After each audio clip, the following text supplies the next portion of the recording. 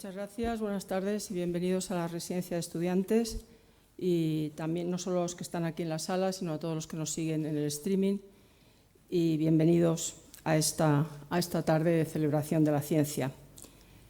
La Noche de los Investigadores está organizada por la Fundación por el Conocimiento Madrid+D y el Instituto IMDEA de la Comunidad de Madrid, en colaboración con la Residencia de Estudiantes y la Fundación Española para la Ciencia y la Tecnología. El proyecto está enmarcado en el proyecto Horizonte Europa de investigación e innovación de la Unión Europea. Y primero de todo quiero saludar a la directora general, Ana Isabel Cremades Rodríguez, directora general de Investigación e Innovación Tecnológica de la Consejería de Educación, Universidades y Ciencia. Así que muchas gracias por estar aquí. Ella hablará a continuación. Esta actividad, y también quiero saludar a Federico Morán Abad, que es director de la Fundación +D, que es, como he dicho, uno de los organizadores del acto. Bueno, en la residencia estamos encantados de acoger una vez más y sumarnos a esta actividad en la que por primera vez participamos en 2012, o sea que ya hace 10 años, ya son muchos años, de consolidar este programa cuyo objetivo principal es acercar la ciencia a la sociedad, además de divulgar el trabajo de los investigadores y motivar las nuevas creaciones científicas entre los jóvenes. Así que quiero felicitar a los institutos IMDEA, que están aquí, sus representantes aquí todos sentados y son los que van a participar, y muy especialmente a Manuel Carro, director de IMDEA Software, José Manuel Torralba, director de IMDEA Materiales, y también a Begoña Moreno, que está por ahí, responsable de gestión de servicios comunes de los institutos IMDEA. Ya son muchos años, son 10, así que muchas gracias de verdad a los institutos IMDEA felicidades por la continuidad de esta actividad tan brillante. Y Ana Cremades tiene la palabra. Muchas gracias.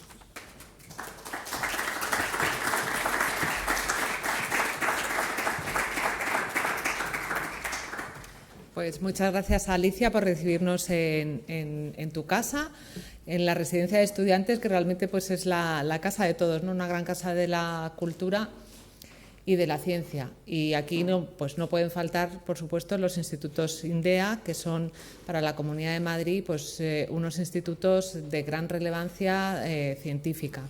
Estamos muy orgullosos de ellos porque han sabido hacer de un proyecto que empezó ya hace 15 años, pues después de 15 años realmente son institutos consolidados, institutos de referencia en sus ámbitos. Ya sabéis que tenemos 7 IMDEAs en ámbitos muy diferenciados, a ver si no me deja ninguno: IMDEA Agua, Software, Networks, Energía, Materiales, Nano y Alimentación. Así que ahí tenemos nuestros 7 IMDEAs con grandes científicos que están haciendo cosas además muy relevantes. Por un lado, están atendiendo, como no puede ser de otra manera, a sus proyectos de investigación, están impulsando mucho también la formación de especialistas en colaboración con las universidades y con los centros de OPIs del Estado que están aquí en la Comunidad de Madrid, por supuesto con todas sus colaboraciones internacionales, pero luego también tienen una amplia experiencia en lo que es la colaboración público-privada con empresas y en consorcios, pues para llevar todo lo que es la investigación a lo que ya entendemos como innovación tecnológica pues aplicada más al mercado. Yo creo que las orientaciones que ellos han escogido son realmente muy buenas, están dando muchos frutos y me parece que aquí en esta visiones, ¿no?, que os quieren dar por parte de sus investigadores de esas 5 misiones de la Unión Europea, pues va a haber muchas de estas reflexiones en torno a lo que son las misiones y qué es lo que están haciendo dentro de los propios IMDEAs. Por otro lado, pues también quiero agradecer a la Fundación Madrid+D por la organización de la noche. Ya sabéis que la Fundación para el Conocimiento Madrid+D es una de nuestras herramientas para todo lo que tiene que ver con la cultura científica.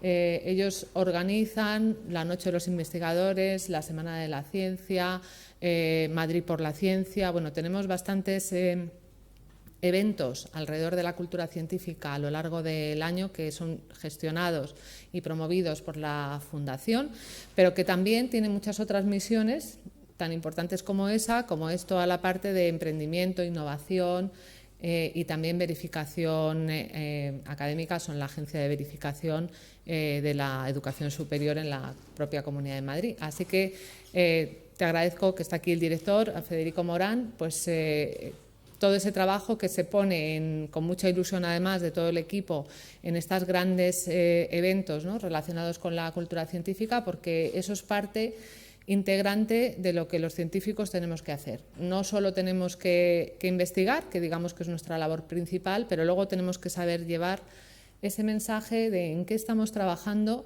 hacia la sociedad. ¿Por qué?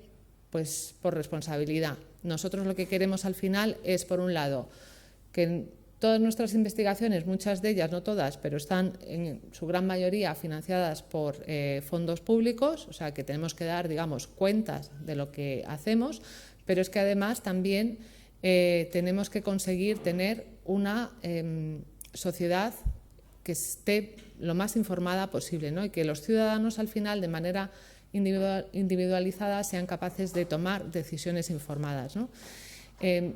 Con la pandemia reciente, pues ya lo hemos visto, la necesidad de información.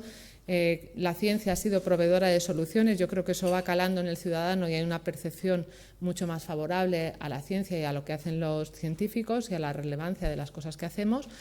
A esto ahora se suman muchas otras emergencias, desde el punto de vista pues, ambiental, desde el punto de vista de la crisis de los semiconductores y de materias primas, etcétera, la guerra de Ucrania. Estamos viendo que al final, bueno, pues va a haber muchas respuestas que van a venir también de la mano de la ciencia, y cuanto más informada sea nuestra sociedad, pues mejores decisiones colectivas tomaremos, ¿no?, a todos los niveles.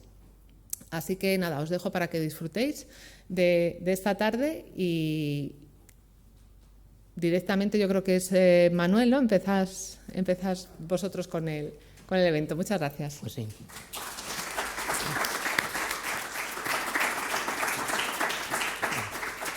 Muchas gracias por la introducción, Alicia, Ana. Y bueno, vamos a empezar un año más esta tarde-noche de investigadores e investigadoras en la Comunidad de Madrid, que por recapitular un poco, sabéis que la Noche Europea de los Investigadores es algo que se celebra en toda Europa el último viernes de septiembre, y lo que hacemos es salir de nuestras instituciones y ponernos de cara al público e intentar explicar qué hacemos y así intentar que todos lo entiendan y así de paso pues también lo entendemos nosotros mismos un poco más. Este año, como otros años, hay muchas actividades dentro de la Comunidad de Madrid, creo que hay alrededor de unas 100, con unos 700 investigadores de distintas instituciones que están participando durante esta tarde-noche, que es una celebración de la ciencia y su conexión con la sociedad. Bueno, recordaros que esta es una actividad que no solamente se hace en Madrid, está extendida prácticamente en todas las comunidades autónomas. Este año participan Canarias, Andalucía, Galicia, el grupo G9, me parece que lo organiza, no quiero olvidarme de ninguna, lo organiza la Universidad de Oviedo dentro del G9. Hay un proyecto también a nivel del Mediterráneo que lo organiza la Universidad de Elche, que es el MedNight, coordinado por el Caleidoscopio de la Universidad de Elche, de la Miguel Hernández de Elche. También en Cataluña se hace la NIT Europea de la Recerca, que está coordinada por diversas entidades científicas catalanas y bueno, realmente está extendido a toda España, pero además este año tenemos la peculiaridad de que a través de la Organización de Estados Iberoamericanos se va a organizar la Noche de los Investigadores en una serie de países iberoamericanos que hablan castellano también como nosotros, que son Argentina, Brasil, Chile, Colombia, Costa Rica, Ecuador, Guatemala, México, Paraguay, Perú, República Dominicana y Uruguay. O sea que realmente se está extendiendo como una mancha de aceite este acto, que lo que pretende es trasladar a la sociedad qué hacen los científicos. Bueno, espero que lo de la mancha de aceite sea una metáfora nada más. Sí.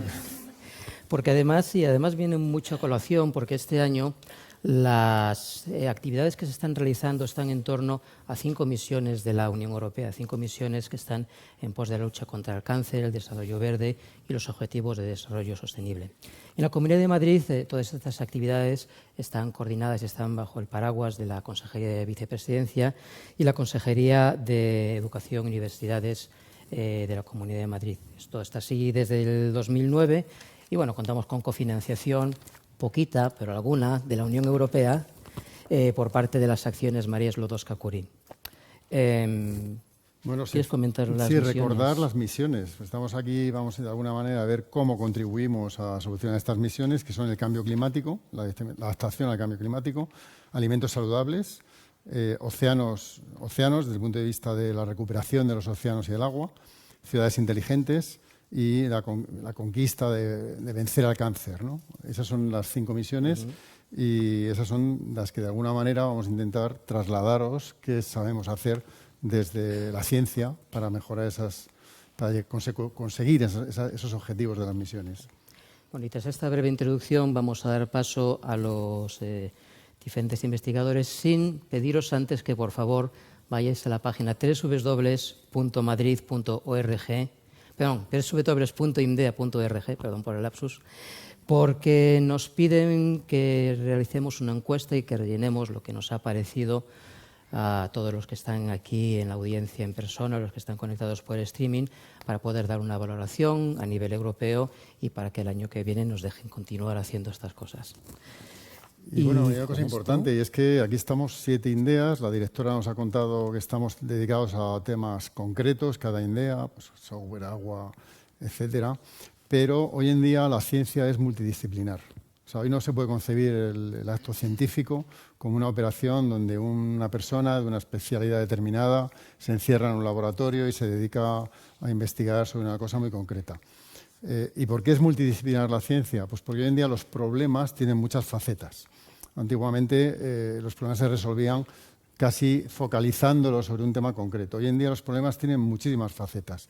Cualquiera de estos 5 objetivos, incluyendo el del cáncer, los océanos, cualquiera de ellos tiene soluciones o se puede resolver aportando soluciones desde distintos ámbitos científicos.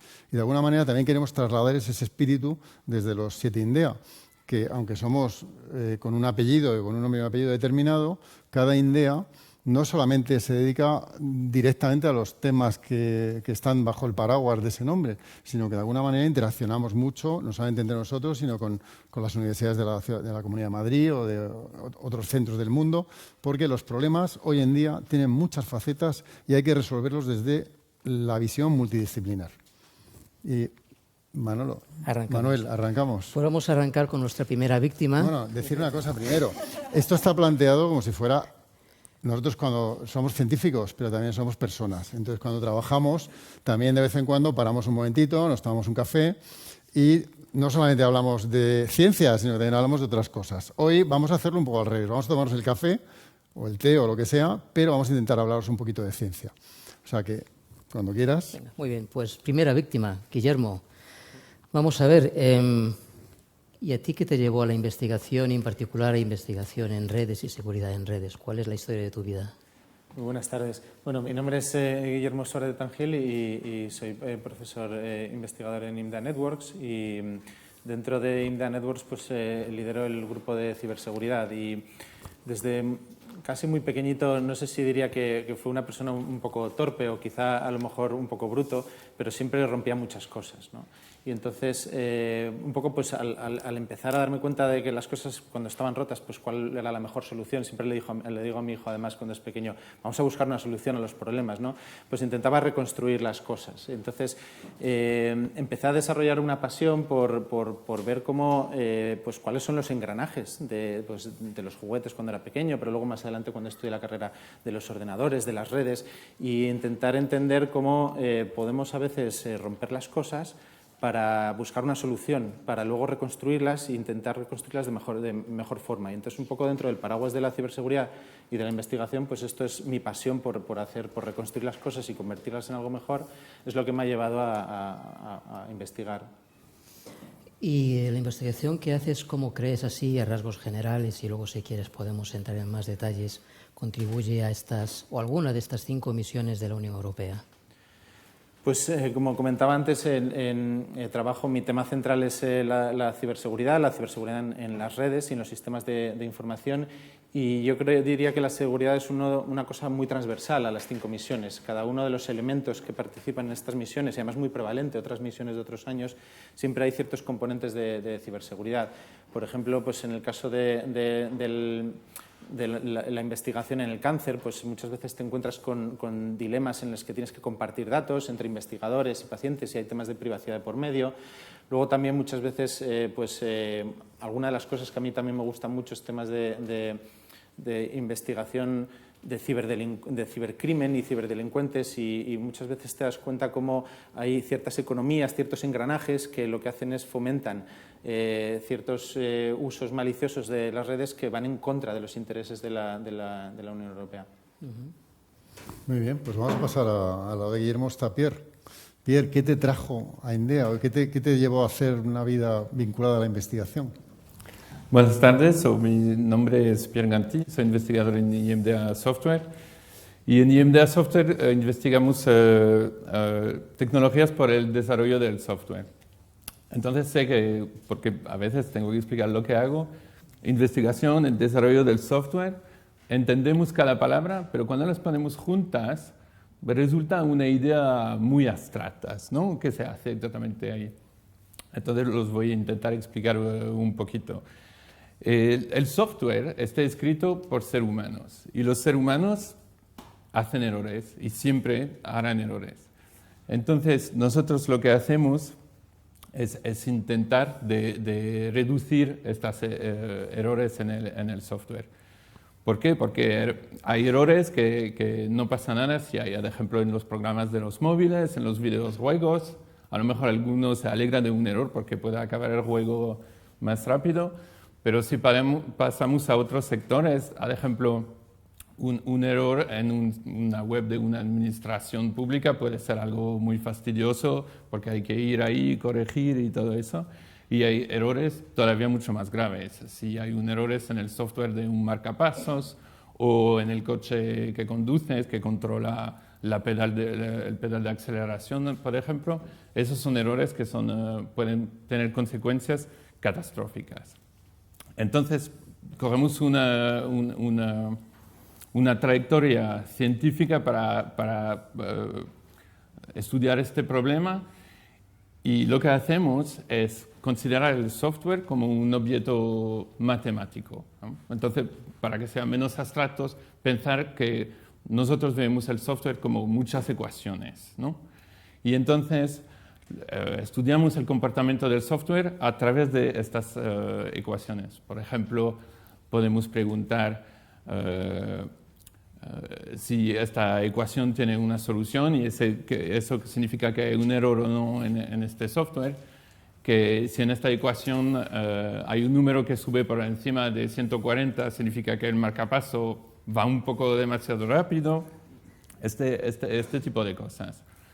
Y lo que me ha llevado ahí en esta investigación es, por una parte, la belleza de la teoría que hay detrás, porque son preguntas o los problemas que miramos tienen un componente matemático puro bastante elegante y que a mí me atrae mucho, pero en su vez hay un impacto claro de esta investigación. Se puede aumentar la calidad del software y eso creo que es importante por la sociedad. Perdón. Os voy a hablar de mí un segundo. Entonces, nació y fue educado en Bélgica, se puede escuchar algo de acento francés, ¿no? cuando hablo. Y después me fui un poco al extranjero, me fui fuera a Estados Unidos. Y después ahí alguien me comentó de esta oportunidad de IMDA. Y no lo tenía mucho en mi radar, pero pensó, vale, voy a ver. Estaba considerando Francia y Bélgica también en aquella época. Y la verdad fue una gran sorpresa. Fue una gran sorpresa porque, en primera cosa, el concurso que había, porque en cada sitio hay concursos, era sin tonterías. Había poco papeleo, te pedían las cosas juntas por hacer. Por ejemplo, en Francia no es siempre el caso. Y no tenían cosas sin sentido, como por ejemplo en Francia una entrevista de 10 minutos para decidir si alguien va a tener un puesto de investigación o no. Aquí tuvo la suerte de venir durante 2 días a hablar con los colegas, los futuros colegas entonces, y Después de esta entrevista estaba yo muy entusiasmado y decidí juntarme entonces. Bueno, como habéis visto, los científicos hacen su trabajo con pasión, o sea, y trasladan esa pasión cuando hablan de lo que hacen. Y está claro que este es un ejemplo que Pierre lo ha demostrado. Pierre, y has hablado del software y de cómo se puede mejorar el software, pero ¿cómo puede el software mejorar en los 5 objetivos de la Unión Europea? ¿Cómo lo focalizas hacia allá? Pues la verdad que cuando se ve los 5 retos, no es muy complicado encontrar que el software puede jugar algún papel ahí en todos estos retos.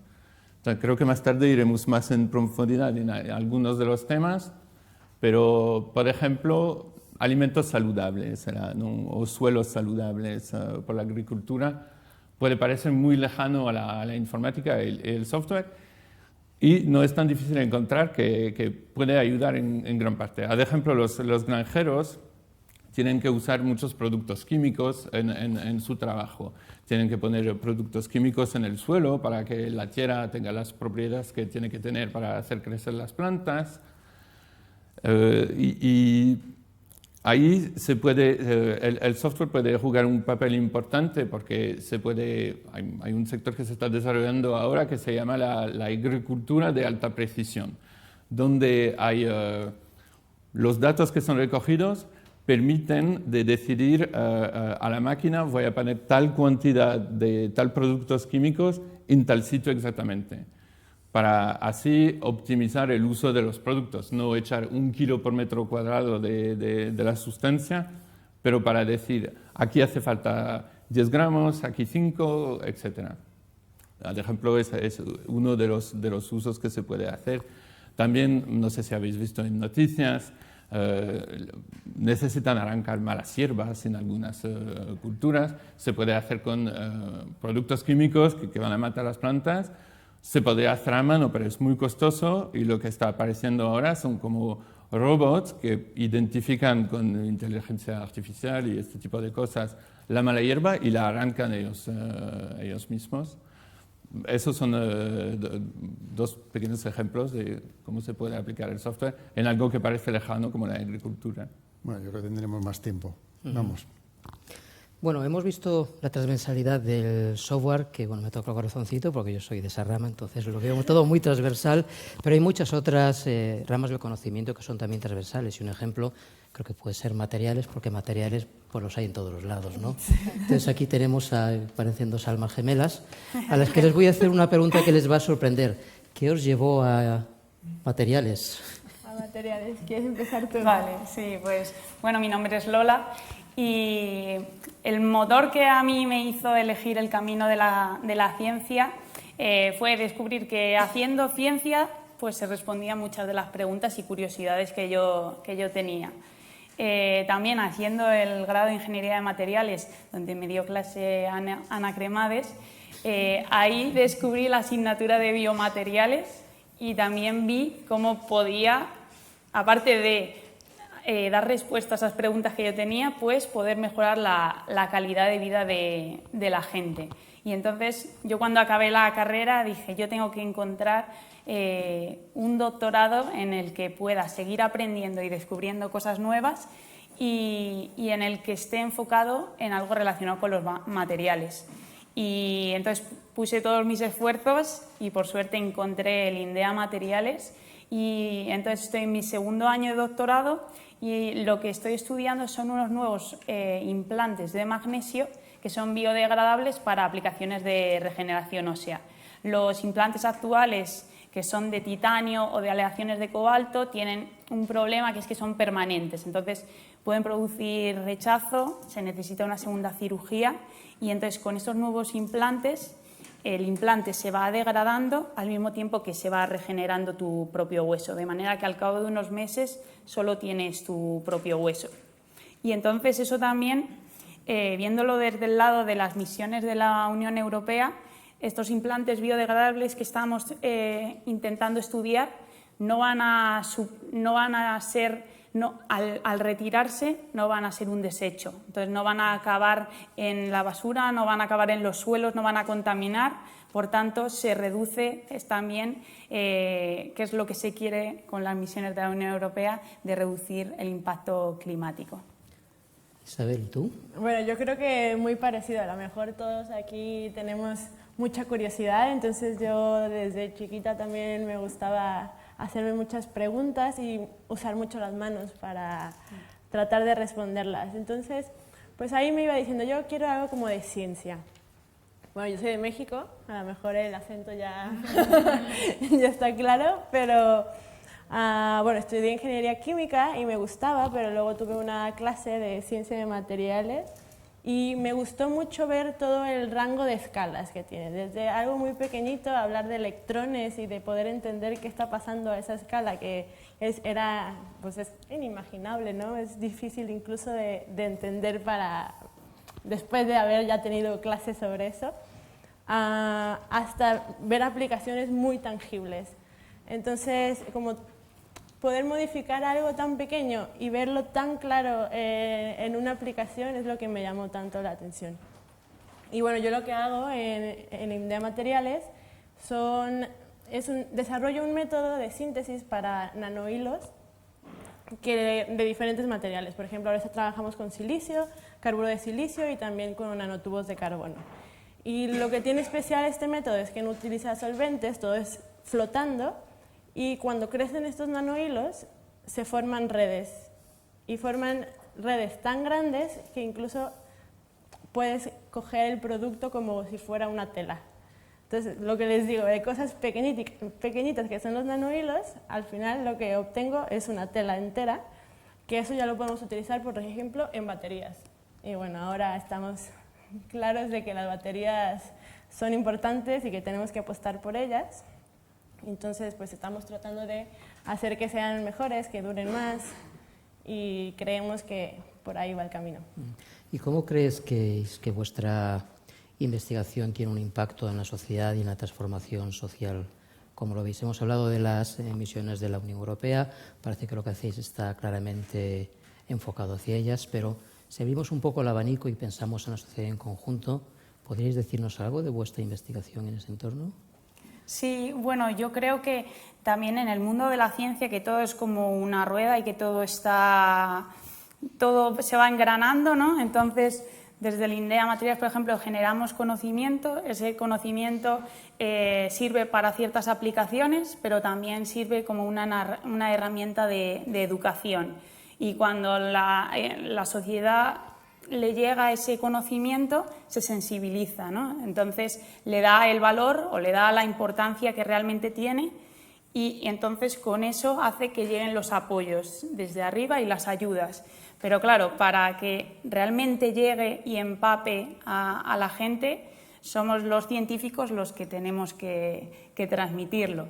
Y entonces, pues, por ejemplo, una manera muy tangible que lo vemos ahora en el IMDEA Materiales, que nos hemos vinculado con el proyecto The Conversations, que es un proyecto de divulgación de contenido académico y científico, en el que José Manuel empezó hace unos días, y son 2 paginitas de un tema muy importante para nosotros, nuestros nuevos resultados, pero es que llega a la sociedad de manera clara y sencilla. Muy bien, pues muchísimas gracias. Bueno, a mi izquierda aquí tenéis a Pablo. Pablo trabaja en IMDEA Alimentación. Entonces, lo primero, luego ya te hago una segunda pregunta que te va a cambiar un poco el tercio, para que no. La primera es cómo llegaste a IMDEA, cómo aterrizaste en la ciencia, sí. Un poco tu historia personal. Personal. Bueno, pues yo la ciencia, digamos que al principio cuando era pequeñito me gustaba mucho la fantasía, y yo nací en la época de ET, que ahora a mis hijos les encanta, pero que digamos que en esa época hablábamos mucho de cosas mágicas que poco a poco te das cuenta de que la ciencia en la realidad es la única forma de hacer magia, de conseguir lo que parecía imposible que vaya pasando. Los móviles ahora mismo, en nuestra época cuando era pequeñito, era algo fascinante, y según vas avanzando en la edad te vas dando cuenta de que una forma de conseguir hacer cosas que te ilusionan, que pensabas que eran imposibles, era hacer ciencia. Además, a mí me encantaban los animales. Yo tenía muy claro que lo mío era animales, y estaba hablando entre veterinario biólogo y al final acabó siendo la biología por aquella posibilidad de descubrir cosas nuevas, que es lo que te permite hacer la ciencia. Y bueno, pues hice la carrera en biología, la tesis en el Centro Nacional de Investigaciones Oncológicas, y ahí un poco también me dirigía a enfermedades. No tanto el mecanismo de la vida, sino cómo podemos aplicar ese conocimiento básico a enfermedades que pueden tener en el ser humano. Yo trabajé en modelos, además, en modelos animales, para estudiar el cáncer. Pero bueno, también me interesaba y nos fueron interesando el metabolismo y el envejecimiento, y en INDEA entré en el departamento de envejecimiento, que yo creo que es la historia que más me gusta ahora mismo, porque es como un reto, lo que te decía de la magia, algo que parece imposible, sería conseguir cosas tan impensables ahora mismo como retrasar el envejecimiento y todas las enfermedades que van asociadas al envejecimiento. Eso empezó cuando yo estaba haciendo la tesis, ahora está como muy en boga todo eso y hay mucha inversión, mucho interés en el envejecimiento y en mi departamento trabajamos ahí, o sea que tuve mucha suerte de entrar en un área que luego sí que ha cuajado, no por mí sino por otros grandes investigadores, pero bueno, yo estoy ahí, porque además también como en INDEA Alimentación hacemos cosas de alimentación, pues resulta que la intervención que mejor atrasa el envejecimiento es una intervención nutricional, que es la restricción calórica. Entonces empezamos a trabajar en una intervención que es una restricción controlada, que es el ayuno. Y pasó un poco lo mismo, cuando yo entré había 3 locos haciendo ayuno, y de hace 7 años, y ahora es algo como que está muy en boga. De nuevo, es por otras cosas aparte de lo que hago yo. Pero creo que de alguna manera no somos tan originales cuando elegimos lo que hacemos, sino que seguimos un poco las corrientes de la gente, y tengo la suerte en INDEA de poder trabajar en eso. Además en INDEA yo trabajo en envejecimiento y en cáncer, que además se aplica mucho a uno de los campos de hoy. Pero también se habla de otras enfermedades como la cardiovascular, la obesidad, y cómo la alimentación, la nutrición, puede ayudar a luchar contra esas enfermedades. Entonces creo que es un instituto muy interesante. De hecho, me has machacado la pregunta que te iba a hacer, pero vamos a reconducirla. Yo, sabiendo en lo que trabajas, iba a focalizarte sobre el objetivo del cáncer. ¿Tú crees que se pueden curar todos los cánceres? ¿Tú crees que se puede llegar a vencer esta batalla quizás a través de la alimentación o de la nutrición? Claro, a ver, el tema del cáncer va muy asociado a lo que yo te decía del envejecimiento.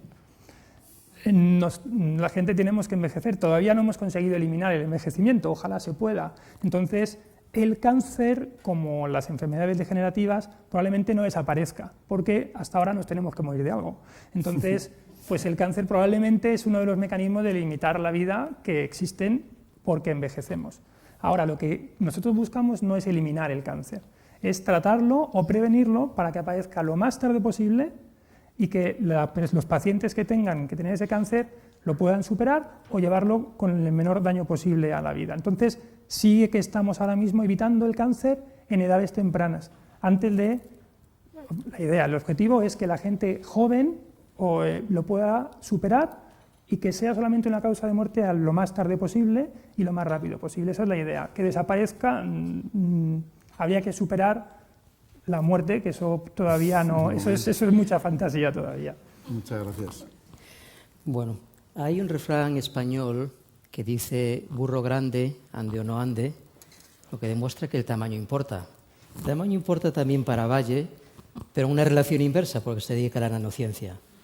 ¿Cómo llegaste a la nanociencia? Hola, yo soy Valle Palomo, dirijo el Laboratorio de Biosensores en Neurociencia, en INDEA Nanociencia. Y empecé un poco esto de la investigación por intentar descubrir cómo están hechas las cosas y cómo funciona pues, todo con lo que interactuamos todos los días. Y tras realizar la carrera de química, hice químicas, descubrí que yo quería hacer algo con todos mis conocimientos de química, pero que ayudasen un poco a tratar enfermedades, ¿no? Entonces me dediqué en el desarrollo de compuestos fármacos para enfermedades neurodegenerativas. Y bueno, después de un postdoc y diferentes investigaciones en diferentes centros, llegué a INDEA Nanociencia hace un año. Y lo más importante de la nanociencia o de los materiales a la nanoescala es que tienen unas propiedades totalmente diferentes de los materiales en macroescala. Y esto es debido al tamaño que tienen. De hecho, se están repartiendo por ahí unas tiras porque...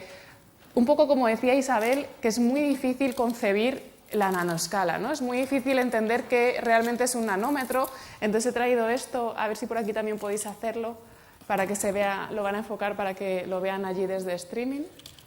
Genial. Y entonces, imaginaros, os he traído esta pequeña actividad un poco para entender lo pequeño que es un nanómetro, ¿no? Si yo os digo que tenemos que intentar doblar este papel por la mitad, ¿no? Varias veces, hasta que lleguemos a un trocito de papel que mida 10 nanómetros.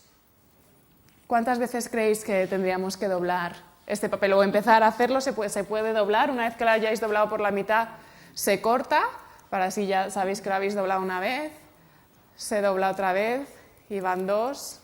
¿Cuántas veces creéis antes de doblarlo del todo que habría que doblarla? 50. ¿50? A ver, otro número. Tampoco tantas, porque vas de mitad en mitad y vas avanzando. Mira, yo solo he doblado 2 veces y ya estoy así, de pequeño. Sí, justo por ahí, son unas 24 o 25 veces, ¿vale? Pero si vais doblando esto, os vais dando cuenta que cada vez es más pequeño y llegaréis a lo mejor a doblarlo unas 6 o 8 veces. Una vez que lo dobléis 6 o 8 veces, ya no podéis más. Imaginaros que pudieseis doblarlo hasta 25 veces. Ahí estaríamos en un trozo de papel que tendríamos unos 8 o 10 nanómetros, ¿vale? Entonces son cantidades ridículamente pequeñas que desde luego no podemos manipular con las manos ni con unas tijeras. Y entonces, como os digo, los materiales tienen propiedades muy interesantes en esa escala, en esos tamaños, que nos pueden ayudar para tratar enfermedades, y eso es actualmente en lo que trabajo. Muchas gracias, Muy Tania. bien. Y si pudieses comentar un poco en qué proyectos y qué iniciativas del Instituto crees que están más alineadas con las misiones de la Unión Europea, ¿qué nos podrías comentar?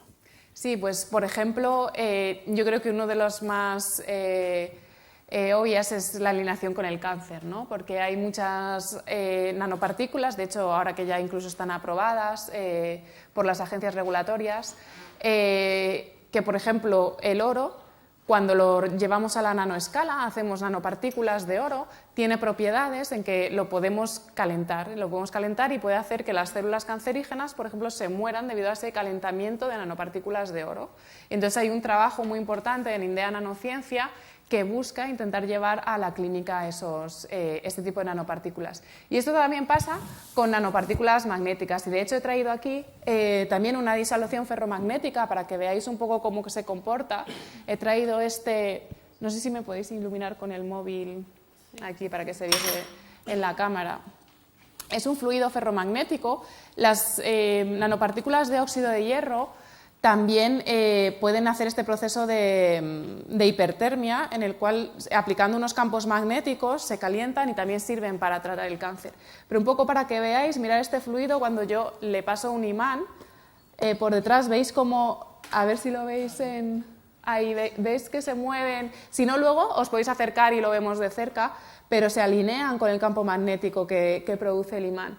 Y entonces, como veis, no tiene nada que ver con, por ejemplo, una disolución, ¿no?, de hierro que tuviésemos. Entonces, es totalmente, son propiedades que podemos sacar y utilizar para tratar enfermedades, y es lo que hacemos en el instituto, aparte de más cosas relacionadas con los materiales en esta escala.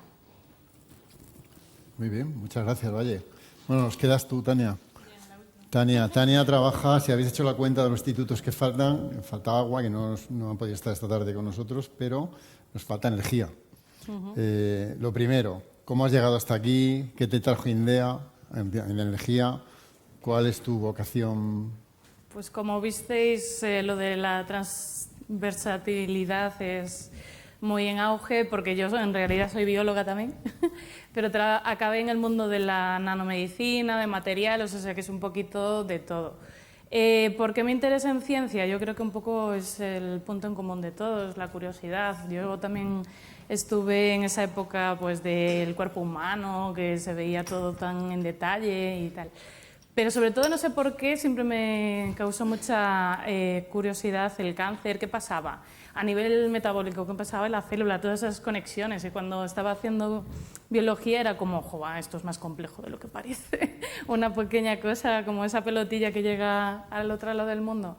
Pues lo mismo. Y al final, haciendo también un máster sobre inmunología, muy específico en bio, acabé haciendo una tesis sobre materiales con químicos y farmacéuticos, que parece poco más que hablas otro idioma.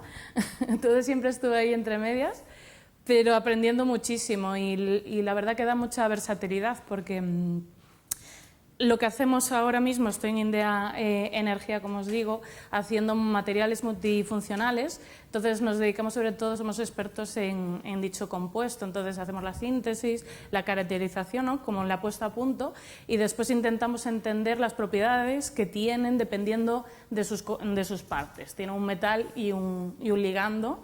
Entonces, dependiendo de lo que utilices, la aplicación puede ser totalmente diferente. Y os hablo desde la producción y almacenamiento de energía, como las baterías, hasta pilas de combustible o a lo mejor pues, lo que he estudiado yo previamente, que era un poco pues, el tratamiento de enfermedades o las vías de administración, que estos compuestos pueden utilizarse, o incluso a nivel medioambiental como la descontaminación de contaminantes o microplásticos que hay hoy, que se escucha mucho en las noticias que hay en los océanos. O sea que en realidad va bastante acorde con las 5 misiones, dependiendo hacia dónde quieras ir, el material pues te puede jugar un papel importante. Entonces, pues ahí estamos, intentando... Muy bien. Pues muchas gracias, Tania.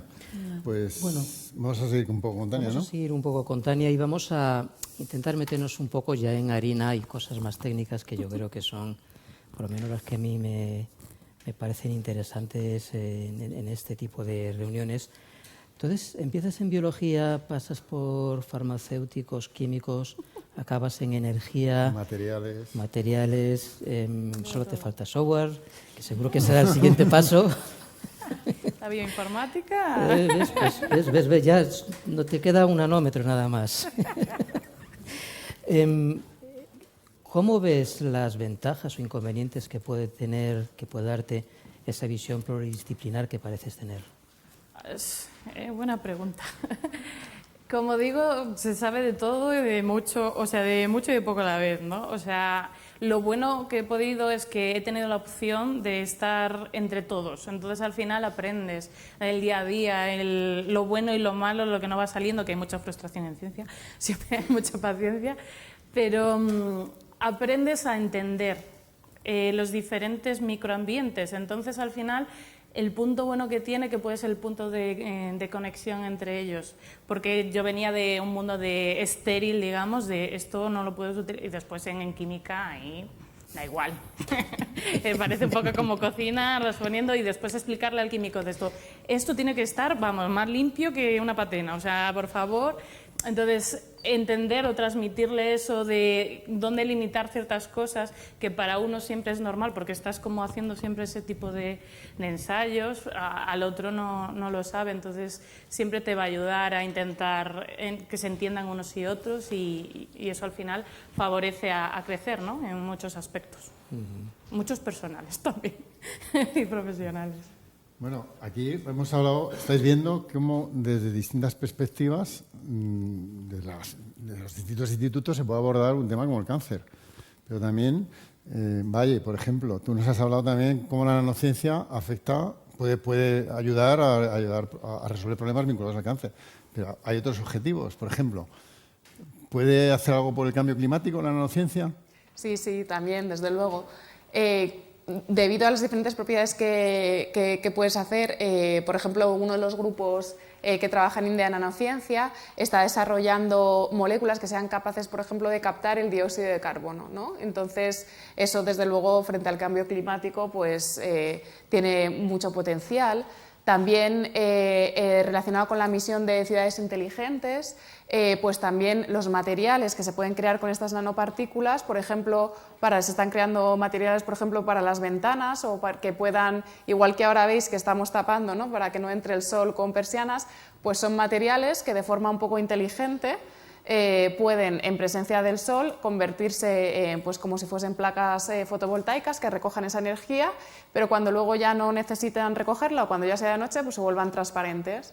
Y de eso también trabajamos en el instituto, y como veis en la nanotecnología, como es a nivel de nanoescala, es muy interdisciplinar. O sea, se aporta en muchos de los campos, como estamos viendo en otros institutos también. Hay partes de la nanociencia que se dedican, ¿no?, a este tipo de misiones. Entonces, desde luego, sí. Bueno, me vas a dejar meter una pregunta más personal, así en mitad de... Por supuesto. Ahora ponte el gorro de los sueños, ¿no? Entonces, tú como científica, ¿qué te gustaría conseguir? ¿Cuál sería tu logro científico con el cual conseguir el premio Nobel? Bueno, yo creo que el premio Hay que Nobel soñar, está muy me lejos. refiero. ¿Por qué no?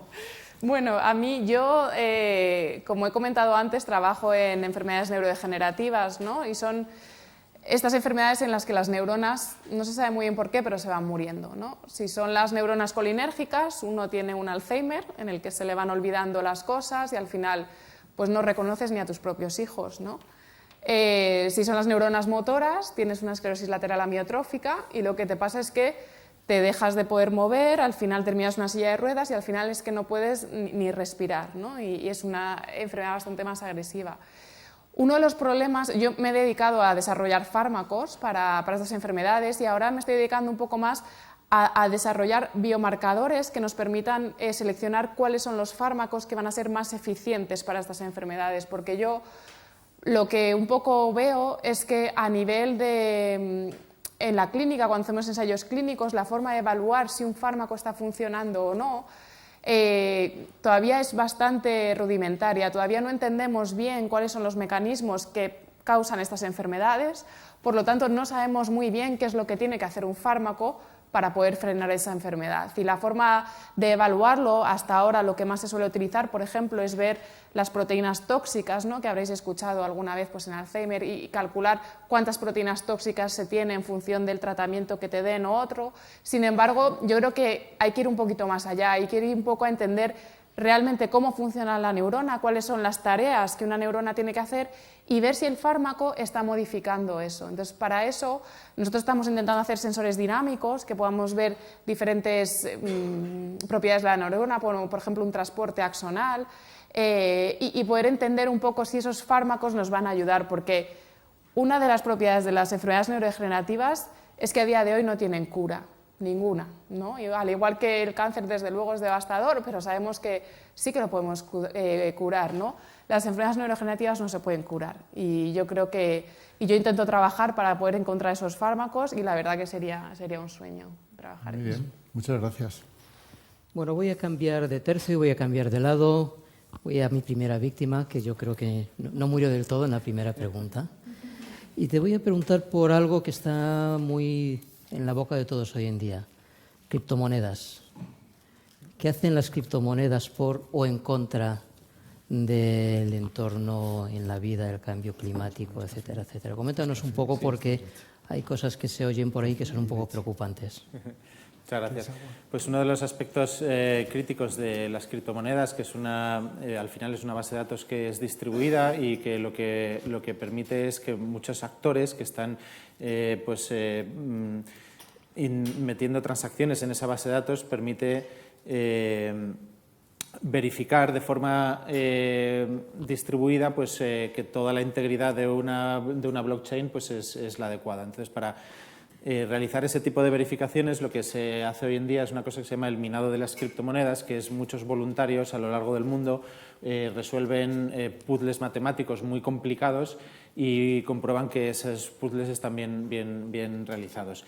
Y eso es un tema que, por suerte o por desgracia, requiere mucha computación, requiere mucha electricidad, requiere pues, realizar ese tipo de operaciones pues, de manera muy frecuente. Y una de las cosas en las que trabajamos en el instituto, en India Networks, en concreto en mi grupo, pues hemos estado durante mucho tiempo, ya os introduje hace un rato que pues, a lo que yo me dedico es al tema de la ciberseguridad, y hace un par de años detectamos que en determinados grupos criminales que hay en Tor, en foros underground, en sitios donde se meten los criminales para desarrollar pues, cosas ilícitas, muchos de ellos estaban desarrollando crímenes por los cuales robaban a través de una botnet el acceso a ordenadores personales de usuarios que hay por todos lados, ordenadores como los vuestros, teléfonos móviles, etcétera, etcétera, para minar criptomonedas sin pagar por la electricidad. Entonces, un poco, algunas de las cosas que estamos haciendo un poco en la vertical de los retos de la Unión Europea es intentar pues detectar este tipo de redes, intentar mejorar la seguridad de las redes de computación para pues eso, cortar de sano y hacer que los usuarios finales tengan garantías de que están pagando por la electricidad que estaban usando y no se están lucrando por minar criptomonedas en sus ordenadores. Bueno, ya que estamos por ahí, voy a atacar a Pierre. A ver, Pierre, tú nos has dado ya una visión bastante amplia de cómo el software puede... Pero no has hablado de cambio climático. Sí, os voy a contar ahora. Entonces... ¿qué puede hacer el software por el cambio climático? Pues puede hacer cosas buenas, pero también cosas malas. Como hemos escuchado, Guillermo, el tema de las criptomonedas. Estoy seguro que habéis leído noticias que, al ejemplo, Bitcoin consuma tanta electricidad como toda Argentina. Que alguna noticia así es algo que no es muy glorioso por el campo. Y esto estaba basado en lo que contaba Guillermo, que una de las bases, una de las fundaciones del funcionamiento de la criptomoneda es resolver puzzles muy complicados, y eso requiere mucha energía para resolverlos. Entonces, en este caso, el papel del software ahí es bastante negativo, pero los criptógrafos se han puesto más a la tarea y ahora vemos que en esta idea de las criptomonedas está cambiando el paradigma y ahora, en vez de solucionar puzzles que requieren mucha energía, se cambia de paradigma y se dice que, sin entrar en los detalles, que se pasa de una prueba de trabajo a proof of stake, que quiere decir que hay mucho que perder a no comportarse bien dentro de estas redes que gestionan las criptomonedas. Y eso es un ejemplo de cómo el software sigue evolucionando e intenta corregir los errores de juventud, vamos a decir, para intentar realizar esta idea. Otro ejemplo que quería poner, esta mañana mismo Manuel me ha enviado una noticia que una aerolínea estaba implementando un programa para optimizar las rutas de sus aviones. Más que todo, las rutas cuando hay imprevistos durante el plan de vuelo. Para simplificarlo, pensar en un Waze para los aviones, ¿no? Y es algo que una aerolínea estadounidense ha puesto en marcha, y prevén que se va a cortar 1% de sus emisiones de CO2 gracias a esto.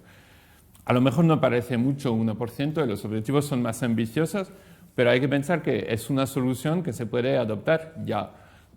Otras soluciones que van a alcanzar más reducción, como pasar a los aviones eléctricos, son cosas de mucho más largo plazo.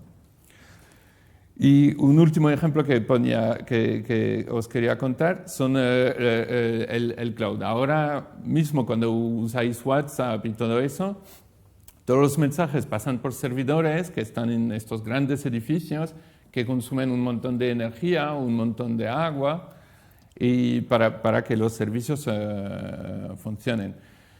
Una de las líneas de investigación que se hace en IMDA Software, por ejemplo, es hacer un análisis muy preciso de los recursos que están consumidos por los programas o por cada instrucción dentro del programa, y poder decidir si es mejor hacer las cosas de esta manera o de otra para poder optimizar el consumo energético.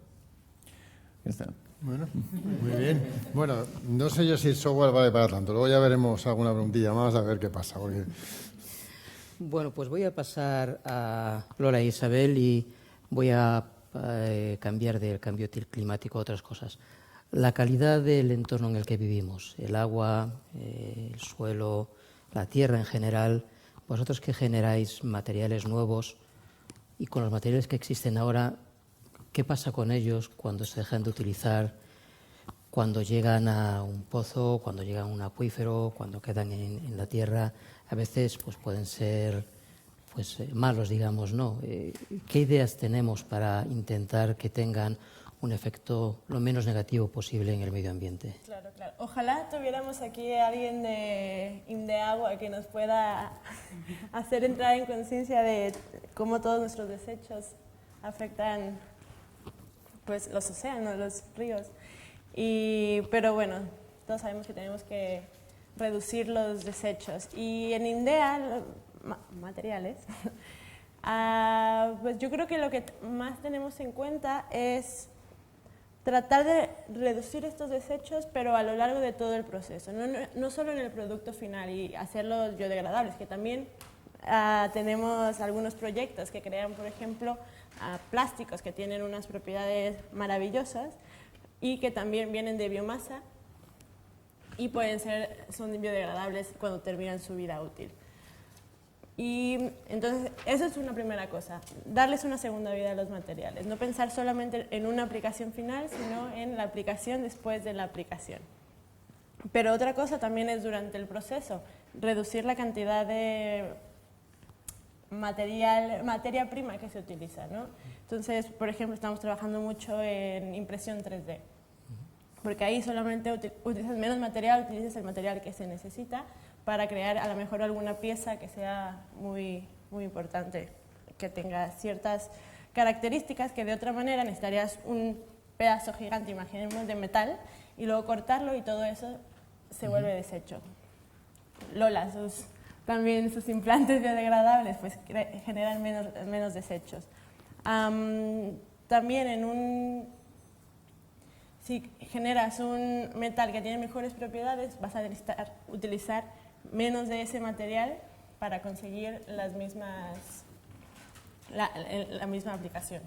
Entonces yo creo que lo importante es tener siempre en mente, y es un poco el objetivo de la transformación social, no solamente pensar en las aplicaciones y en cómo podemos salvar al mundo, sino en que cada una de las acciones, cada cosa que hacemos en el laboratorio también va a tener un impacto.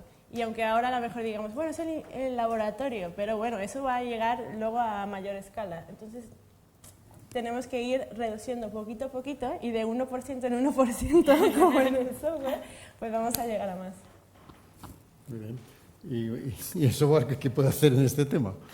El software, ¿qué puede hacer también en el tema de la utilización de residuos, reciclado, utilización correcta de aguas, de materiales? Por los océanos, por ejemplo. Por ejemplo.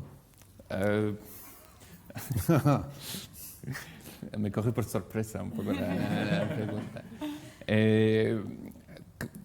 Creo que vale, os voy a dar un ejemplo concreto que a mí no tenía constancia de este ejemplo, pero era el papel del software en la limpieza de los océanos. No sé si habéis escuchado de esta cosa que en castellano se llama la gran mancha de basura en el Pacífico, que es esta concentración de basura que a veces la llaman isla tóxica. Pues mirando un poco mejor, no es una isla para nada. Puedes ir ahí a nadar tranquilamente, pero hay una concentración más alta de residuo. Y ahora hay varios proyectos que se han puesto en marcha para ir a recoger toda esta basura, a sacarla del océano para ayudar a los ecosistemas. Y fue una sorpresa para mí saber que se usaba software para hacer previsiones de dónde van a ser las concentraciones altas, dependiendo de las corrientes, la estación del año, etc.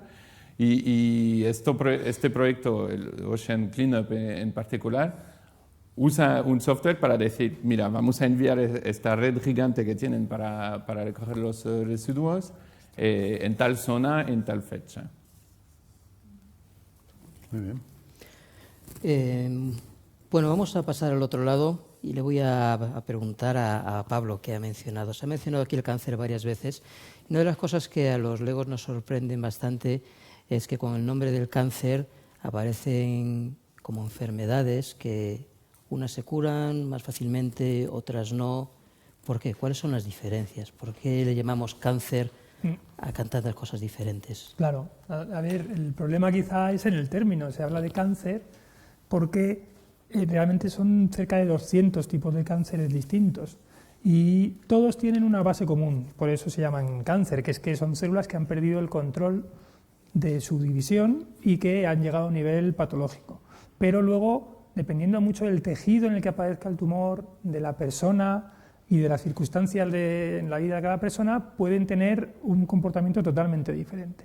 Entonces ahí habría que hablar de diferentes tipos de cáncer, cada uno tiene diferente pronóstico y diferentes estrategias para luchar contra él. De hecho, hay muchos tumores que ya se curan en el 100% de los casos. Hay otros que cuestan mucho más. Entonces hay que diferenciar a la hora de decir curamos el cáncer. Hay algunos que hace 50 años se dan sentencia de muerte y gracias a la investigación se salvan en el 100% de los casos, ahora mismo. Entonces sí que se está avanzando mucho en algunos. Ahora hay otros que no, como dices tú, hay otros que todavía cuesta mucho y ahí está el punto de la investigación de terapia. Estamos hablando aquí de terapia, ¿vale? Una vez que aparece el tumor, ¿cómo lo puedes curar? Y aquí, pues bueno, yo creo que estamos en un momento muy interesante en la investigación contra el cáncer, porque hay como muchas estrategias nuevas que hasta ahora eran un poco difusas e imposibles de alcanzar y que gracias a la multidisciplinaridad de la investigación lo estamos consiguiendo.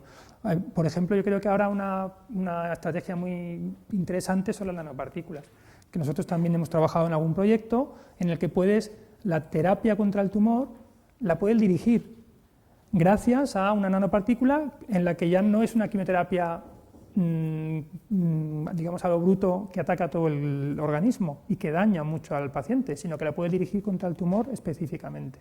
Otra cosa que hemos hecho mucho con software, que software está en todos lados, ha sido la capacidad de generar una cantidad enorme de información del tumor, del paciente, que nos permite dar un tratamiento personalizado al paciente. Que eso, de nuevo, es como casi ciencia ficción, pero ya se está empezando a llevar a la práctica. Lo que antes era un cáncer de colon, ahora ese paciente tiene esa mutación y llegamos a niveles de control de todo el genoma de ese tumor. Eso es un avance tecnológico increíble que está dando lugar a mejorar mucho la terapia del paciente. Y luego otro área que a mí me encanta es la inmunología. Hasta ahora el sistema inmune es complejísimo. Si ya la vida es complicada, el sistema inmune es todavía más complicado. Y gracias a años y años de investigación se empieza a entender un poco el sistema inmune. Y una vez que rascas, han surgido una cantidad enorme de terapias contra tumores que eran incurables y que están funcionando muy bien, que es la inmunoterapia. Y que eso, por ejemplo, melanoma, cáncer de páncreas, hasta ahora eran prácticamente intratables y ahora se están empezando a desarrollar nuevas terapias contra ellos. O sea que hay muchos tipos de cáncer, muchos ya se curan y la investigación que hay ahora en marcha está dejando ver un futuro bastante bueno a la hora de nuevas terapias contra los que no se consiguen curar. Sobre este tema, quizás a lo mejor también Lola o Isabel podéis decir algo de... Sí, o sea, después de lo que nos han dicho Valle y Pablo, o sea, ya sabemos que los nanomateriales tienen un efecto que es tremendo. Y es que es verdad que los beneficios que tienen los nanomateriales pues son inversamente proporcionales a su tamaño, ¿no? Entonces, cuanto menor es el tamaño, mayores van a ser los beneficios. Y además también un efecto colateral del cáncer es muchas veces en el cáncer de hueso es necesario quitar ese tumor que está presente en el hueso y deja unos huecos que son una fractura y sabemos que si es mayor de 30 milímetros el hueso no es capaz de crecer por sí mismo, entonces necesita a alguien que le ayude. Entonces, en INDEA Materiales también tenemos con una técnica de tomografía computarizada de rayos X, podemos ver el defecto del paciente, que va a ser personalizado, de manera que tenemos el modelo, lo podemos imprimir mediante técnicas de 3D y estos son unos implantes que son porosos, los podemos implantar y también estos nanomateriales se pueden meter junto con el implante, de manera que vamos a tener por un lado el implante que ayuda a que el hueso se vuelva a regenerar y también los nanomateriales que van a hacer que los efectos, las células tumorales que pueden quedar en ese espacio se vayan eliminando. Por tanto, combinación de todo perfecto. Muy bien. Y vamos a saltar otra vez al lado contrario y voy a volver a Tania. Y quería saber un poco en nanociencia, en energía, ¿cuál es algún resultado que creas que estéis teniendo en este momento y que esté relativamente próximo al mercado, para ver también un aspecto no solo de investigación, de proyección a dentro de 10 años, sino algo más cercano? ¿Puedes comentarnos algo sobre eso? Sí, bueno, en nuestra unidad es verdad que es algo mucho más básico, pero en el instituto ya hay bastantes conexiones con empresas, plantas piloto que prueban allí en vivo, ¿no? En pequeña escala las producciones, pero en nuestro caso con nuestros materiales, que también son materiales porosos, unas redes metalorgánicas, en ese punto estamos justo ahora, como quien dice, en el ámbito de la descontaminación de aguas o de la purificación de las aguas. Pues tenemos contactos con Canal de Isabel II, que lo que está intentando purificar todavía más el agua que trata, ¿no? Aquí en la Comunidad de Madrid, que hay todavía ciertas especies que no es capaz de eliminar con los tratamientos actuales. Entonces, ahora estamos justo en la parte de la planta piloto, que es hacer de repente, que también hablamos de rangos de nanómetros o miligramos, digamos, ¿no? En plan cantidades muy pequeñitas, a hacer 1 kilo. Para nosotros es muchísimo. A una empresa no, ya te está pidiendo entre 20 a 100 kilos si puede ser. Entonces estamos justo en ese proceso donde están haciendo 20 kilos de una síntesis que normalmente en el laboratorio no te lleva más de esta botella, a hacer algo de más de 10 litros. Y la verdad que parece que funciona.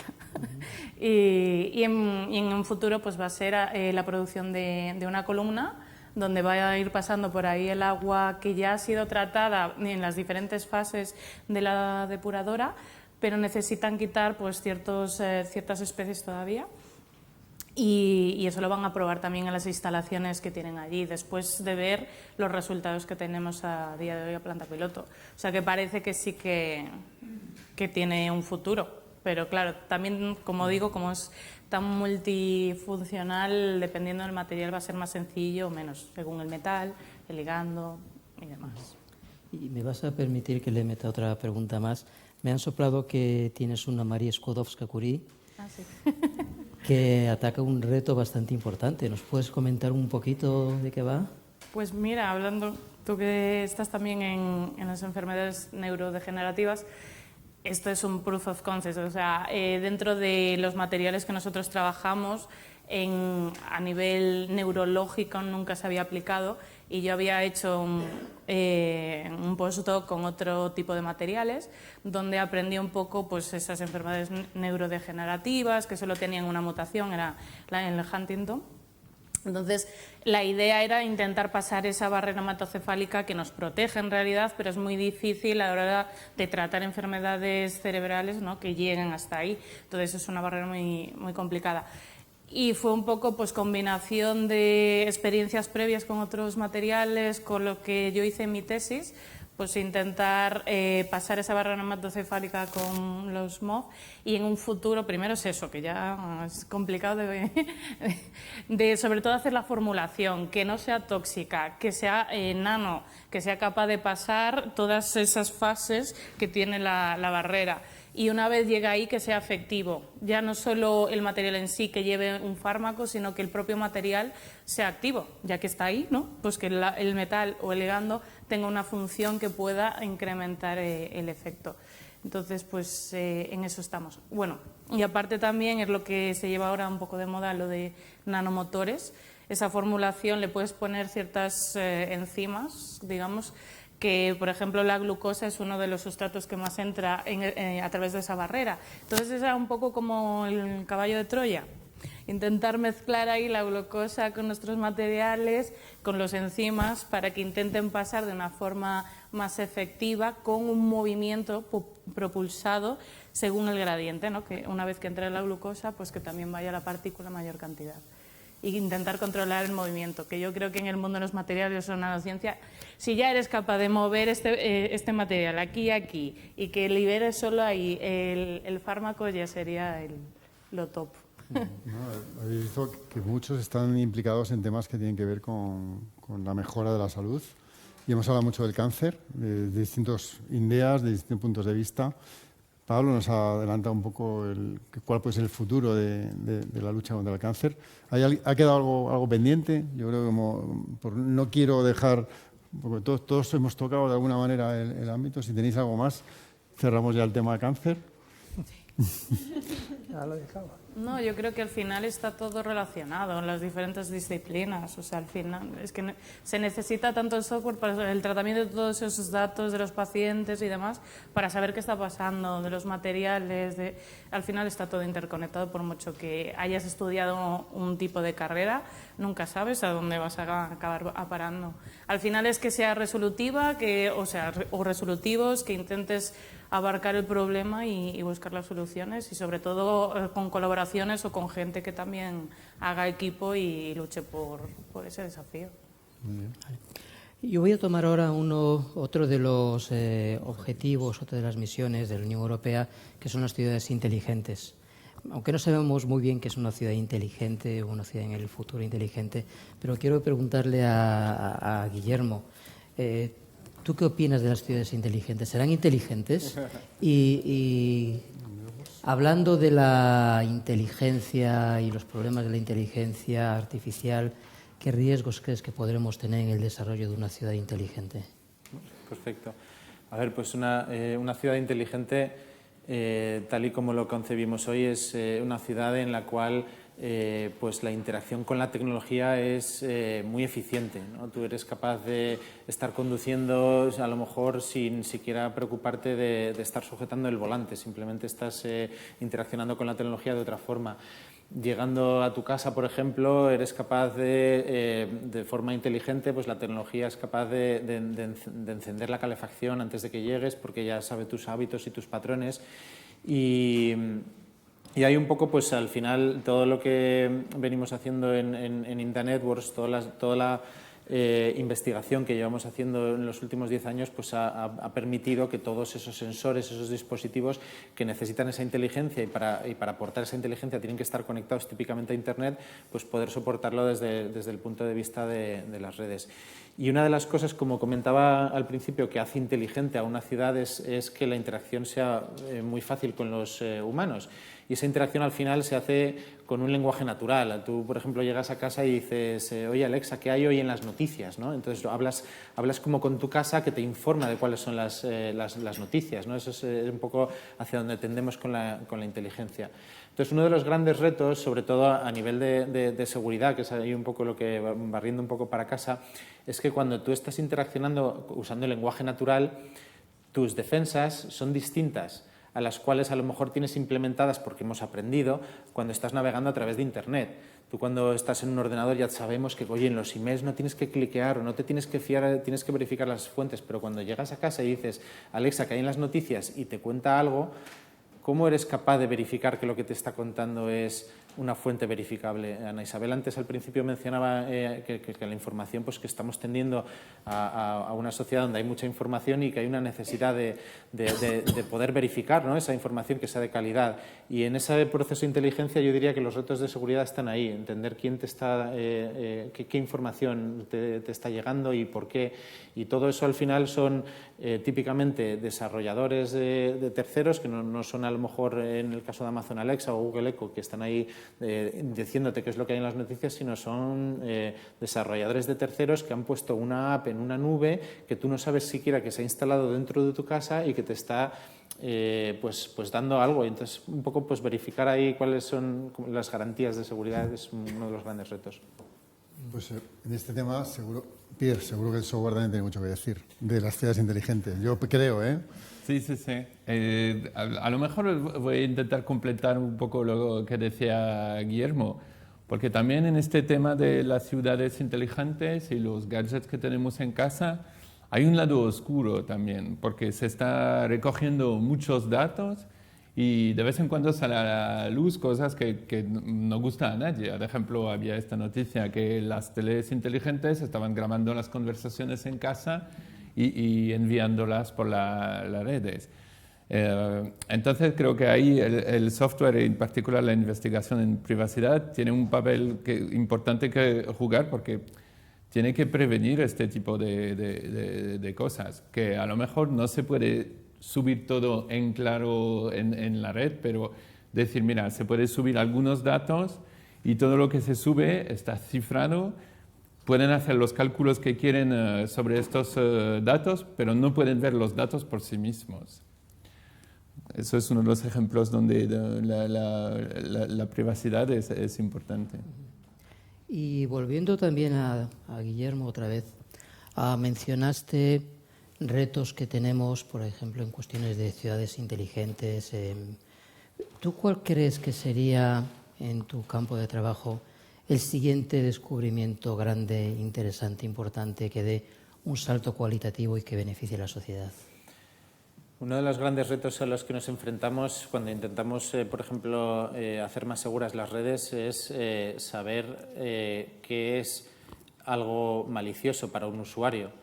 Y yo creo que uno de los grandes retos es poder dotar de la inteligencia suficiente como para razonar en un contexto en el que siempre hay muchas excepciones, siempre para lo que a lo mejor uno es un problema de privacidad, para otro no lo es. Y entonces un poco uno de los grandes retos es intentar llegar a poder razonar de una forma autónoma en un sistema que está pues ahí en la red, intentando proteger a los usuarios, el poder tener la autonomía suficiente como para tomar decisiones sobre si algo es seguro para un ciudadano o no. Bueno, yo creo que estamos llegando ya al final del tiempo que tenemos para nosotros. Vamos a dejar que haya un poco de tiempo también para las preguntas del público y la gente que está viéndonos por streaming, pero yo no quiero resistirme a hacer la última pregunta, ¿no? Y es, habrá muchas personas, niños, niñas, jóvenes, que están viéndonos por streaming, algunos están aquí, pero sobre todo por streaming seguro que hay muchos, que se preguntan ¿qué hace falta para ser científico? ¿Qué crees tú que se necesita para ser científico? Yo le quiero lanzar la pregunta a Lola y a Isabel, que las conozco más, y sobre todo, ¿hay que ser especial? O sea, ¿hace falta ser una persona especial o cualquier persona puede llegar a ser científico? Es decir, un poco lanzar un mensaje para todos esos niños, niñas que a lo mejor se plantean o no, que si esto es un camino interesante o no, pues, ¿qué le puedes decir? Pues no hay que ser especial para nada. Bueno, vosotros sois muy especiales. Somos personas corrientes y felices. Hay que dejarlo claro.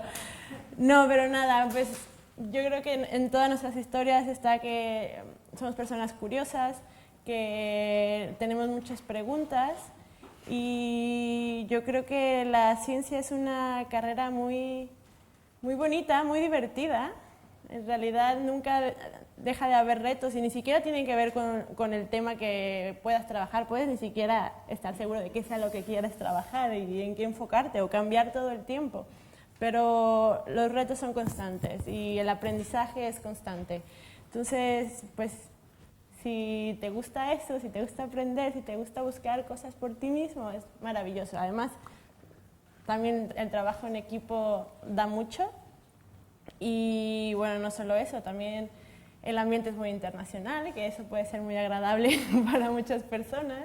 Todos hablamos más o menos un idioma común, que no es que sea el inglés, pues, pero más o menos nos podemos entender de un lado de la ciencia al otro lado de la ciencia y entonces se crea una comunidad muy bonita. Eso también nos hace viajar mucho, ir a conocer diferentes sitios que de otra manera no conoceríamos, hablar con personas que no hablaríamos y bueno, también estar aquí y ver lo que hemos hecho tiene un impacto real en el mundo y que estamos trabajando en algo para pues, que todos vivamos un poquito mejor. Me parece que vale la pena. Pues muy bien. Pues muchas gracias. José Manuel y yo ya hemos preguntado bastante y yo creo que deben estar un poco hartos de nosotros, pero yo creo que es de ley que la audiencia, tanto los que estáis aquí en persona como los que estáis conectados por las redes, hagáis las preguntas que tengáis en mente y se las lanzáis a quien os parezca bien. Entonces, si hay preguntas... Primero, entre las el preguntas que público. hay aquí en la sala. A ver.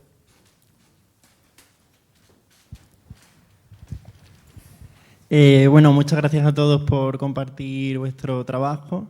Yo quería preguntarle a Pablo, en relación con el envejecimiento, sobre los medicamentos senolíticos, aparte de utilizarse en investigación, si se están utilizando como terapia, si son efectivos y, sobre todo, cómo ves su uso en el futuro, porque además de utilizarlos como terapia, se pueden utilizar como prevención de miles de cosas.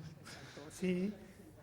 Bueno, soy José, soy becario aquí de la residencia por el Ministerio de Ciencia y bueno, yo son mis compañeros becarios que estamos aquí con... bueno, yo estoy haciendo la tesis doctoral en el CNP, trabajo en cáncer de colon. Y bueno, por eso también quería preguntarte un poco por este tema, porque me llama mucho la atención. He leído algo sobre su uso en investigación como tal, pero fuera de eso, cómo está llegando a los pacientes realmente, no lo controlo mucho y quería preguntarte por ello. Sí, es un campo también ahora que lleva trabajando ese tiempo, y además yo hice la tesis con Manuel Serrano, que es uno de los que empezaron a trabajar con el tema de senescencia y con senolíticos. Hay dos formas de usar ahora los senolíticos que ya se están usando en humanos. La primera serían terapias. Eso todavía está en fase de ensayos clínicos. Hay varias enfermedades que son incurables, como la fibrosis pulmonar, que tienen origen en senescencia. O sea, cuando hay una enfermedad, la senescencia es una situación de células muy dañadas que se acumulan con el envejecimiento o con una patología y que empeoran la patología. Entonces, cuando hay enfermedades muy concretas en las que no se consiguen tratar de otra manera y sí que se ve que los senolíticos son útiles. Y esto es el caso de los ensayos clínicos con fibrosis pulmonar, que es intratable. Y parece que dan resultados bastante prometedores. Luego, por ejemplo, se está viendo, el otro área es un área de prevención, que es lo que decías tú. La senescencia, y yo creo que eso tiene mucho campo también. La senescencia ocurre todo el tiempo, según vamos viviendo, aparece desde que eres pequeñito, pero cuando ya te haces mayor se acumulan muchas células senescentes. Entonces, ahora mismo hay nutracéuticos, que llamamos nosotros, son pastillas que se venden no son ni siquiera fármacos, son compuestos naturales que son senolíticos y se están vendiendo ya en la población, digamos, porque son seguros. La eficacia de los senolíticos todavía tendremos que probarla en humanos, en animales funcionan claramente. Nosotros tenemos un ensayo, por ejemplo, que un senolítico puede ser útil contra la diabetes, porque la diabetes tienes senescencia en grasa. Pero en el cáncer, por ejemplo, si combinas quimioterapia con senolíticos, lo hace más eficaz. Y hay varios ensayos clínicos también, por ejemplo, en cáncer, combinando quimioterapia con senolíticos. O sea, en cuanto a terapia, todavía hace falta ensayos clínicos más amplios, pero tienen buena pinta, y en cuanto a prevención ya hay senolíticos que se están vendiendo, que son seguros y que queda todavía a conocer porque serían preventivos del envejecimiento. Eso por definición lleva tiempo, entonces queda saber más datos, pero parece que son prometedores. Bueno, muchas gracias. Perdón, ¿cuál es la palabra? Porque yo escucho ansiolítico. No, perdona. Senescencia es esta situación de las células que empiezan a funcionar mal, y hay unos compuestos que llaman senolíticos, que matan a las células senescentes, ¿vale? Y entonces, bueno, pues es lo que me preguntaba él, que es un tipo de compuesto contra el envejecimiento o contra la senescencia que está asociada al envejecimiento. O sea, que matan a las células que se están muriendo. No. Ah. Lo malo de las senescentes es que no se mueren, se tendrían que morir, pero no se acaban de morir. Están ahí, se acumulan y dan lugar y se piensa que son uno de los motivos por los que envejecemos. Pero has dicho que no han pasado, o sea, no sabes qué efectos secundarios podrían tener. ¿Y está en mercado? No. Los que están en el mercado son senolíticos naturales, de origen natural, que se sabe que son seguros y que son buenos senolíticos. Lo que no se sabe es cómo de eficaces son contra el envejecimiento. Se venden como preventivos del envejecimiento, se ha visto en animales que retrasan el envejecimiento, pero en humanos no se ha hecho ensayos clínicos aún porque no hay ensayos clínicos contra el envejecimiento. El envejecimiento no se considera una enfermedad y por tanto nunca se va a poder hacer un ensayo clínico mientras no se considere una enfermedad. Entonces, lo que sí se ha visto es que es seguro, que en animales funciona y por eso no hay efectos secundarios conocidos. Cuando se usan como terapias, ahí sí que usas unos senoríticos mucho más potentes que pueden que tengan un efecto secundario, pero que tienen una ventaja en la terapia. Y ahí sí que hay ensayos clínicos todavía en marcha y no han llegado a una fase en la que se desarrolle un producto que llegue a la clínica. Pero a nivel de prevención sí, no son seguros. Una pregunta desde alguien que no es para nada del tema, o sea, una pregunta muy ignorante probablemente. ¿Esto es lo que, en términos así más populares, lo que se conoce como un antioxidante o no tiene nada que ver? A ver, los antioxidantes se pensaba, cuando tú vives y generas energía, lo que haces es que oxidas las moléculas y eso al final acaba acumulándose en el tiempo y se pensaba que era uno de los motivos por los que envejeces, y de hecho puede ser así. Los antioxidantes son compuestos que quitan esa oxidación. Luego lo que se ha visto, esa era una idea muy bonita de los 50-60, que se empezó a poner en práctica y nos dimos cuenta de que no es tan sencillo. Los antioxidantes que tomamos el nivel de oxidación es normal, nosotros estamos diseñados para aguantar un nivel de oxidación normal. Si lo quitas puede ser perjudicial. Lo malo es cuando se acumula demasiado. Entonces no vale con un antioxidante general, porque entonces quitas el nivel bueno, ¿vale? Y de hecho, por ejemplo, hay muchos antioxidantes que se usaban contra el cáncer y se vio que el cáncer iba peor. Entonces, eso es un ejemplo muy claro del antioxidante, de cómo una idea preciosa hay que ponerla en la práctica y te das cuenta de que no es tan sencillo y hay que ir un poco más allá. Los antioxidantes ahora mismo no se usan así como se pensaba que podían funcionar y los senoríticos se está estudiando porque ya van hacia un tipo más concreto de células que sí que se conocen, no tienen nada que ver. ¿Más preguntas de la audiencia?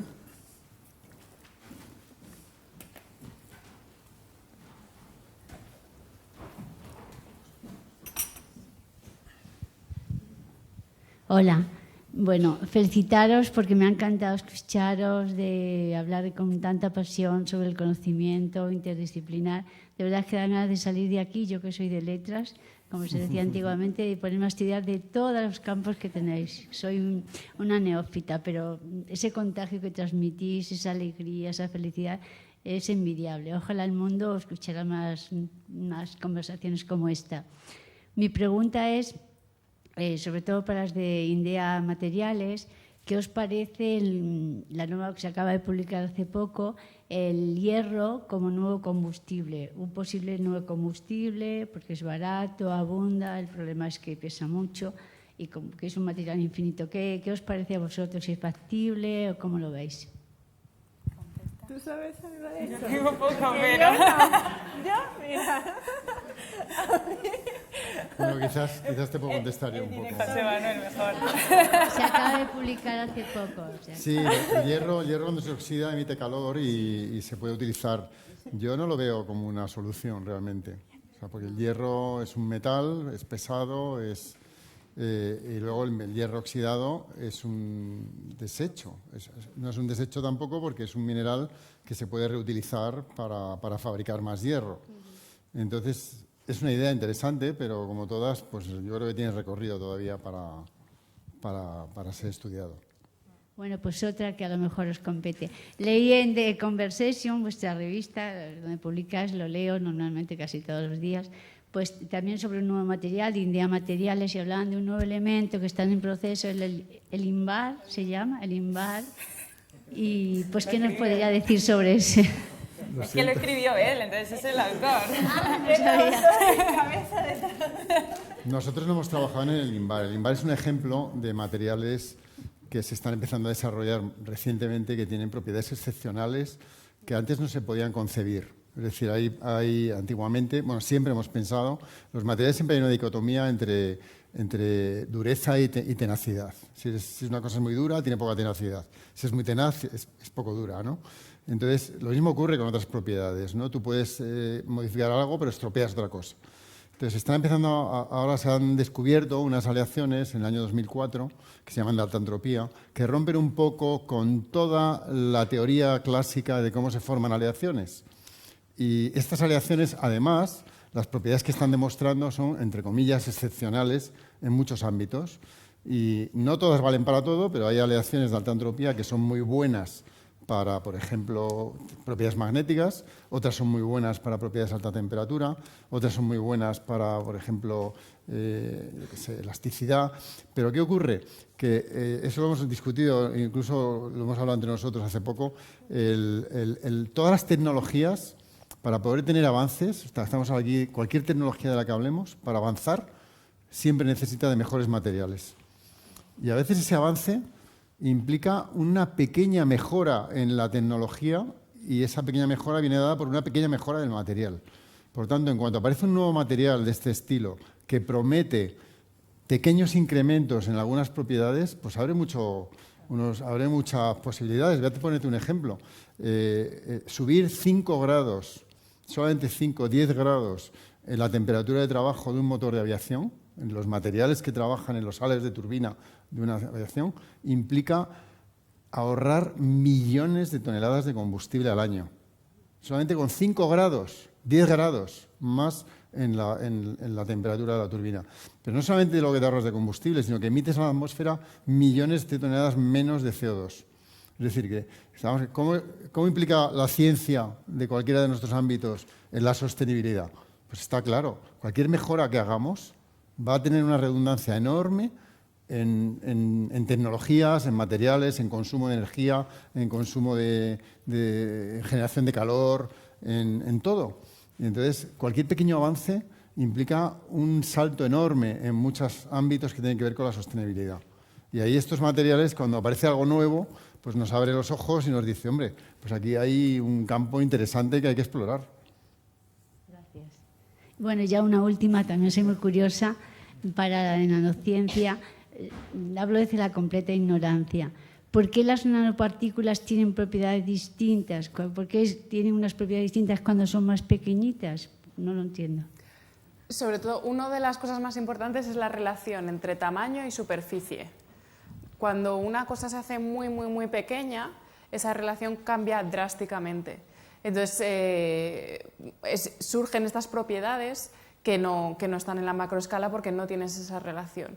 Y luego también porque las leyes que gobiernan las cosas a muy pequeña escala son las leyes de la física cuántica, que son diferentes a las leyes de la física newtoniana, ¿no? Que son las que conocemos, pues las típicas de física, ¿no? Entonces, como están regidos por otras leyes de la física cuántica, tenemos efectos que vienen ahí pues, por la diferencia de las energías de los electrones. Por ejemplo, unos materiales que trabajo yo que son muy luminiscentes, que su energía o su rendimiento de luminiscencia es extraordinariamente alto, viene por el efecto cuántico, o sea, de las leyes cuánticas que gobiernan los materiales a esa escala. Y esto es algo pues, que al principio no siguen las leyes que generó Newton, ¿no? Y que de la física clásica. Entonces, esas dos cosas son muy importantes.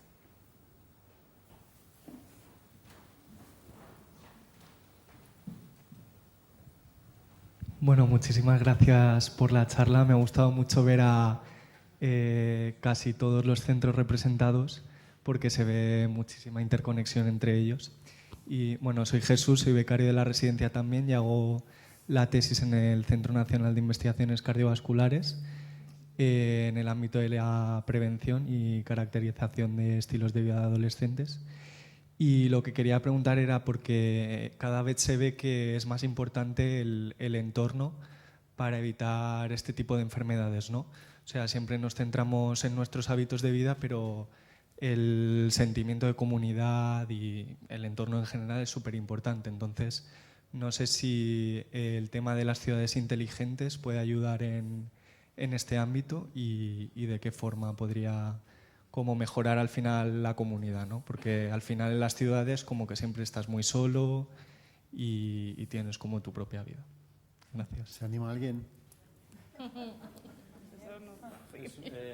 Es una muy buena pregunta porque al final muchos de los temas de la conducta y el cómo nos enfrentamos al día a día, la cantidad de deporte que hacemos y todo esto, pues como tú bien sabrás, tiene un impacto brutal en enfermedades cardiovasculares y en el bienestar. Y hay una, no sé si directamente relacionada con las ciudades inteligentes, pero con un paradigma que ha empezado en los últimos 5 o 6 años, que es este concepto de la gamificación, de intentar hacer un juego de las cosas. Yo creo que las ciudades inteligentes del futuro a lo mejor van a dar más juego y dar más herramientas para poder motivar un poco estilos de vida más saludables y el intentar integrar información que te llega de amigos que igual están en otros lados, que también hacen deporte, se montan bici, y entonces como que yo creo que la tecnología, las ciudades inteligentes y las redes van a acabar haciendo, pues si se usan de forma inteligente, que consigamos un poco mejorar algunos hábitos. Gracias. ¿Más preguntas? Allá al fondo. Hola, buenas tardes. Yo soy Santos y, como podéis observar, no soy becario. Bueno. Ya me gustaría estar en esa situación. No, mi pregunta es acerca del grafeno, porque ha habido una época que se ha hablado muchísimo. Parece que eso era el futuro, eso iba a resolver todo. Y aquí veo que no hemos hablado nada del grafeno. ¿Podéis decirme algo por qué se habló tanto y se habla ahora tan poco? Yo creo que Isabel puede decir algo. Bueno, pasa mucho en las tecnologías nuevas o en los nuevos descubrimientos que hay un boom, ¿no? De lo que decía José Manuel, ¿no? Que empieza y dice, puede haber una curva de aprendizaje muy buena y podemos aplicarlo para muchas cosas, pero luego llega un momento en el que se pone difícil aplicarlo realmente y sacarle más provecho, entonces a lo mejor ya no se hace tanta investigación sobre eso y luego vuelve a subir un poquito más cuando alguien encuentra algo bueno. Y eso yo creo que pasó con el grafeno y pasó con los nanotubos de carbono también, que prometen mucho, pero al final, como son materiales tan complicados de aplicar a macroescala, porque para que mantengan sus propiedades pues el grafeno tiene que ser solamente una sola capa atómica. Entonces, es más complicado utilizarlo en algo macro, en algo vistoso. Entonces sí que se utiliza para recubrimientos, para electrodos de baterías y tal, pero está muy acotada su utilización en superficies, porque pues es solamente una superficie. Entonces yo creo que se tendría que invertir mucho tiempo para luego poder traerlo de nuevo a lo macro. Sí, si me permitís hacer una intervención sobre esto. Yo no sé nada de grafeno, pero voy a ponerlo en un contexto un poco más general, que es el contexto de la evolución de la ciencia. El que aparezca un nuevo paradigma científico en general y luego desaparezca, esto es algo muy normal, y voy a dar un caso de informática que es bastante conocido. La inteligencia artificial nació hacia la década de los 50, 1950, en una universidad en particular y con unos señores en particular que inventaron una red neuronal súper sencilla, que hoy da risa, porque que hoy se explica en 2 transparencias, que se llamaba Perceptron. Esto acabó en la portada del New York Times, diciendo que en un año se iba a ver una máquina que leyese, hablase y razonase como un ser humano. Esto en 1950. Claro, eso no funcionaba, había muchas esperanzas puestas porque era algo bueno y luego bajó. Alrededor de los 1980 hubo determinados avances y la inteligencia artificial volvió a subir otra vez y tuvo un empuje y se volvió a prometer que esto iba a solucionar todo y más. Y luego volvió a bajar otra vez. Y ahora estamos en el momento de medio bajada de otra revolución de la inteligencia artificial. Cada una de estas revoluciones tuvo una razón de ser. Y yo creo que no hay que fijarse tanto en que hubo un pico y no una bajada, o tener una visión a largo plazo, porque la ciencia es algo que va a largo plazo y ver qué es lo que hemos conseguido con todos esos picos. Yo no sé si el grafeno es algo a lo que le pasa esto o le pasará esto, pero no se debe juzgar los avances científicos porque en un momento aparezcan muchos, se hable mucho de ellos y luego desaparezcan o parezcan desaparecer, sino que hay que juzgarlos a lo largo de un tiempo bastante grande. Pensemos que estoy hablando de 1950 hasta ahora, 70 años. Puede parecer mucho tiempo. Bueno, la humanidad y el afán de la humanidad de hacer cosas tiene muchísimo más tiempo, desde el descubrimiento del fuego, desde la invención de la rueda. Entonces hay que tomar una perspectiva histórica más grande. Que el grafeno ahora pues, no se usa para tantas cosas para las que se parecía usarse. Bueno, pero se ha descubierto el grafeno. Entonces, el tiempo nos dirá si es algo que desaparece o algo que se queda y se usa de otras maneras. Un segundito. En el mundo de los materiales ha pasado con muchos materiales, no es el grafeno solo. Ha mencionado Isabel los nanotubos de carbono, pero es que antes tuvimos la superconductividad en cerámicos. Luego tuvimos los composites que tuvieron su evolución en una determinada manera. Ahora se habla de otras cosas, es decir, ha habido momentos donde se ha puesto de moda un material y luego las expectativas no han dado resultado. En el tema de superconductividad, por ejemplo, se pensaba que en menos de 15, 20 años desde el momento en que se descubrió el fenómeno íbamos a tener coches levitando por las autopistas de los países. Ya tenemos algún tren que levita, pero vamos, es en un ambiente totalmente controlado, una distancia muy controlada, pero el llegar a tener coches levitando pues no parece tan fácil. Es decir, que cuando hay un descubrimiento científico, muchas veces las expectativas se disparan de una manera...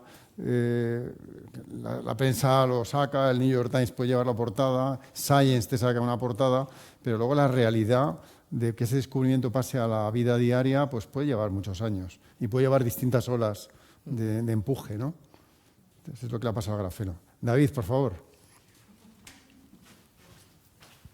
David, director del INDEA Energía, para dejar las cosas bien claras. Muchas gracias por la presentación, José Manuel. Gracias. Estamos aquí entre colegas y amigos ya de hace mucho tiempo, ¿no?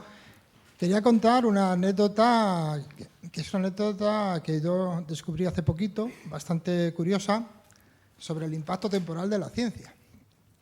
Nosotros publicamos hace, 2 o 3 años un artículo sobre descomposición de metano para producir hidrógeno, utilizando catalizadores que facilitan la descomposición del metano a menor temperatura, basados en sílice, algo muy elemental, muy sencillo, bastante inerte, y pensamos que habíamos sido los primeros, porque todo el mundo trabajaba con catalizadores basados en metales o en materiales carbonosos, pero en sílice aparentemente nada. Y luego ya en el segundo trabajo que íbamos a publicar en esa línea me dio por tirar del hilo, y empecé a tirar del hilo y dije, joder, encontré varios artículos, pero quizá el más antiguo, uno de 1916, de un artículo publicado en una buena revista de entonces, una revista de la Royal Society of Chemistry, es decir, no en una gaceta de estas por ahí parroquial, sino en una buena revista, publicado en 1916. Y ya tiré del hilo de las citas, y no había tenido citas hasta el año 1976. 60 años sin tener una sola referencia bibliográfica. Y ahora se ha puesto de moda, y pasados 100 años, claro, los autores ya no se van a enterar de ello. Pasados 100 años, pues lleva ya como 10 o 12 citas. En un año concreto recibió 5 citas, en una de ellas la nuestra. Curiosísimo. El impacto temporal de la ciencia a veces es insospechado. Entonces, si publicáis algo y veis que no os citan, no os preocupéis, que a lo mejor alguien, pasado un siglo, lo ve valioso. Pero es real, es real. Gracias. Muchas gracias, David. Es cierto, es lo que pasa en la ciencia, a veces trabajas... pero bueno, antes, no sé, me parece que ha sido tú, Pablo, has comentado que los científicos nos apoyamos en lo que hacen otros, ¿no? Y hay una frase, me parece que era de Einstein, que hay que estar a hombros de gigantes, ¿no? O sea, Newton, gracias. Newton dijo que la ciencia se basa en subirse a los hombros de los demás, ¿no? Y entonces eso es lo importante, ¿no? Dejar algo para que alguien se suba encima y mire más lejos, ¿no? Eso es un poco lo que es la ciencia. Sí, pero yo de todas formas me parece muy interesante la discusión esta en un entorno de divulgación. O sea, creo que es muy importante que la gente que no trabaja en laboratorios, en investigación, no se frustre por estas altibajos. Nosotros entendemos cómo funciona esto, lo que cuesta desarrollar una cosa minúscula, no solamente porque es minúscula, sino porque parece una tontería avanzar, pero la gente que no trabaja en eso se frustra, me han vendido la moto, me han dicho que esto iba a solucionar mogollón y luego resulta que no funciona. Entonces es importante transmitir todo lo que estáis hablando hasta ahora y que la gente no se quede... Porque, a ver, la ciencia, el problema que estamos teniendo ahora mismo es que parece un poco como la política, que te engaña, ¿no? O sea, no es que engañemos o no es que digamos esto va a solucionar el mundo, es que tarda mucho todo y hay que tener paciencia y ser conscientes de que las cosas muchas veces tardan en llegar, pero si no sigues investigando, no llegarán nunca. Entonces, ese concepto yo creo que es muy importante, que ahora hablamos de ciencia, es muy bonito contar un proyecto y tal, pero que sepáis que si no hacemos esto, no se avanza. Entonces, bueno, aunque sea frustrante verlo desde fuera, es muy importante confiar, porque si no, no hay otra forma de avanzar. O sea, si no avanzas investigando, a nivel de humanidad no se avanza. Entonces, bueno, nosotros lo sabemos, porque un experimento cuesta mucho. La realidad es que la situación tecnológica que tenemos en el siglo XXI es porque ha habido científicos que han ido dando pasos para llevarnos donde estamos ahora. Si nos comparamos con lo que habían... Los avances científicos son mucho, aunque tenemos esa sensación de que van despacio, sin embargo no van tan despacio. Es solamente hay que mirar cómo era nuestra sociedad hace 20, 25 años. ¿Dónde estaba Internet? ¿Dónde estaban los coches? ¿Dónde estaban los aviones? Los cohetes. Es decir, lo que hemos avanzado en los últimos 10, 15, 20 años es consecuencia de una enorme comunicación. Ahí está el tema de las redes y de la... Es decir, hoy en día, lo que dice David, entras en Google Scholar y en 2 minutos tienes 100 referencias de un tema que te pone en conocimiento de lo que otra persona ha hecho en el otro extremo del mundo y te permite utilizar ese conocimiento para que en tu investigación puedas avanzar un poquito más. Y eso es lo que yo creo que estos 15, 20, 25 años últimos ha hecho el crecimiento enorme de la ciencia que tenemos hoy. David, por favor. Otra anécdota. No, es el problema que tenemos ahora de gestión de la información. Tenemos una cantidad de información los científicos bestial. Y entonces el otro día hablando con un chico que ha empezado a hacer la tesis conmigo hace poco, cuando me hace el informe semanal, me hace las actividades, tal, la previsión de la siguiente semana y siempre me pone leer artículos. Y entonces le cojo el otro día y le digo, a ver, tú estás trabajando en tu tema con este material, es una zeolita, la zeolita ZSM5, que es un material relativamente poco conocido, ¿no? Le digo, ¿cuántas publicaciones crees que hay sobre zeolita ZSM5? Pues dice, no lo sé. Digo, vamos a buscar en Scopus. En el título, solamente en el título. 17.000. Le digo, ¿qué capacidad de lectura tienes tú semanal? Dice, hombre, pues, joder, entre 2, 3, digo, vamos a poner 3.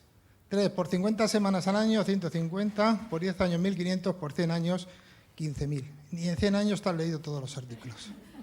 Entonces hay que ver cómo gestionamos esa información, cómo la seleccionamos, cómo la discriminamos, cómo la asimilamos. Es un problema enorme, importante que tenemos ahí, ¿eh? Era otra anécdota nada más. ¿Vale? Muy bien, yo creo que vamos a la última pregunta, porque ya vamos, creo que por encima de nuestra hora. Allí al fondo. Hola, soy Tania, no trabajo en el Consejo, pero sí soy científica de formación, de ciencias químicas y también de ciencias económicas, ¿no? Un poco mix. Lo primero que quería hacer es agradeceros pues que hayáis compartido con nosotros vuestro entusiasmo y vuestra pasión por el aprendizaje, por los retos, por los desafíos y por la ciencia, ¿no? Y por hacer avanzar el conocimiento en cada uno de los ámbitos que tocáis. Y me preguntaba yo hace un rato cómo puede ser que no haya muchísimos más científicos en este país, ¿no? Cuando todos sabemos que nuestro perfil como país es de una persona curiosa, que le gusta asumir retos y peleona, ¿no? Entonces tenemos totalmente el perfil del científico en bruto y no tenemos más científicos y no lo entiendo. O sea, no lo entiendo porque no conozco ningún científico que abomine de su profesión por cuestiones consustanciales a su profesión, ¿no? Entonces, me preguntaba si vosotros como científicos que ejercéis la carrera de ciencias, porque yo no la ejerzo, ¿no podríais poner vuestros enormes y talentosos cerebros, y lo digo sin coña, para idear alguna forma de comunicar la belleza de dedicarse a la ciencia, ¿no? Porque no nos llega, o sea, no nos llega. Hablabais también antes, hace un rato, del enorme break, el enorme gap que hay desde la investigación básica hasta la innovación y el beneficio en la cuenta de resultados de las empresas, que al final es de lo que estábamos hablando, ¿no? De que sea un producto que se comercialice y que se venda, ¿no? Y que esos gaps son muy grandes, ¿no? pero yo siempre me acuerdo de cuando un presidente de los Estados Unidos dijo que había que poner a un hombre en la luna, ¿no? Y se gastó un pastizal bestial y puso a un hombre en la luna en un plazo absolutamente ridículo. Digo de ridículo de corto, ¿no? No de ridículo. Entonces, esos gaps que se deben sin duda, yo creo, a una poquísima inversión en ciencia, esto no lo podríamos cambiar desde dentro, quiero decir. Seguro que no podríamos dedicar parte de vuestro talento a configurar alguna forma, porque tenéis talento por un tubo. Te voy a cortar porque, vamos, perdona que te corte, pero es que ese debate, prácticamente todos los que estamos aquí y todos los que están detrás, es el debate de todos los días. O sea, eso que tú quieres, que por qué no lo hacemos, lo intentamos hacer. Pero tenemos enfrente un muro que a veces es muy impenetrable, que es la percepción que tiene la sociedad de la ciencia y de cómo hay que cambiar esa percepción, y por eso estamos aquí. O sea, estas jornadas, estos debates, estas mesas redondas son para eso, para hacer llegar a la sociedad lo importante que es la ciencia, porque de la sociedad emanan los políticos que toman las decisiones. Si la sociedad no cree en esto, nuestros políticos no creen en esto, que son quien toma las decisiones, al final es lo que tenemos, es decir, ese es el problema. Es un debate recurrente en el que dedicamos horas y horas de ver cómo podemos llegar mejor a la sociedad para que esa sociedad permee de una manera importante hacia arriba, hacia quien toma decisiones para hacer su inversión. ¿Sabes cuánto fue lo que gastó Estados Unidos en llegar a la Luna?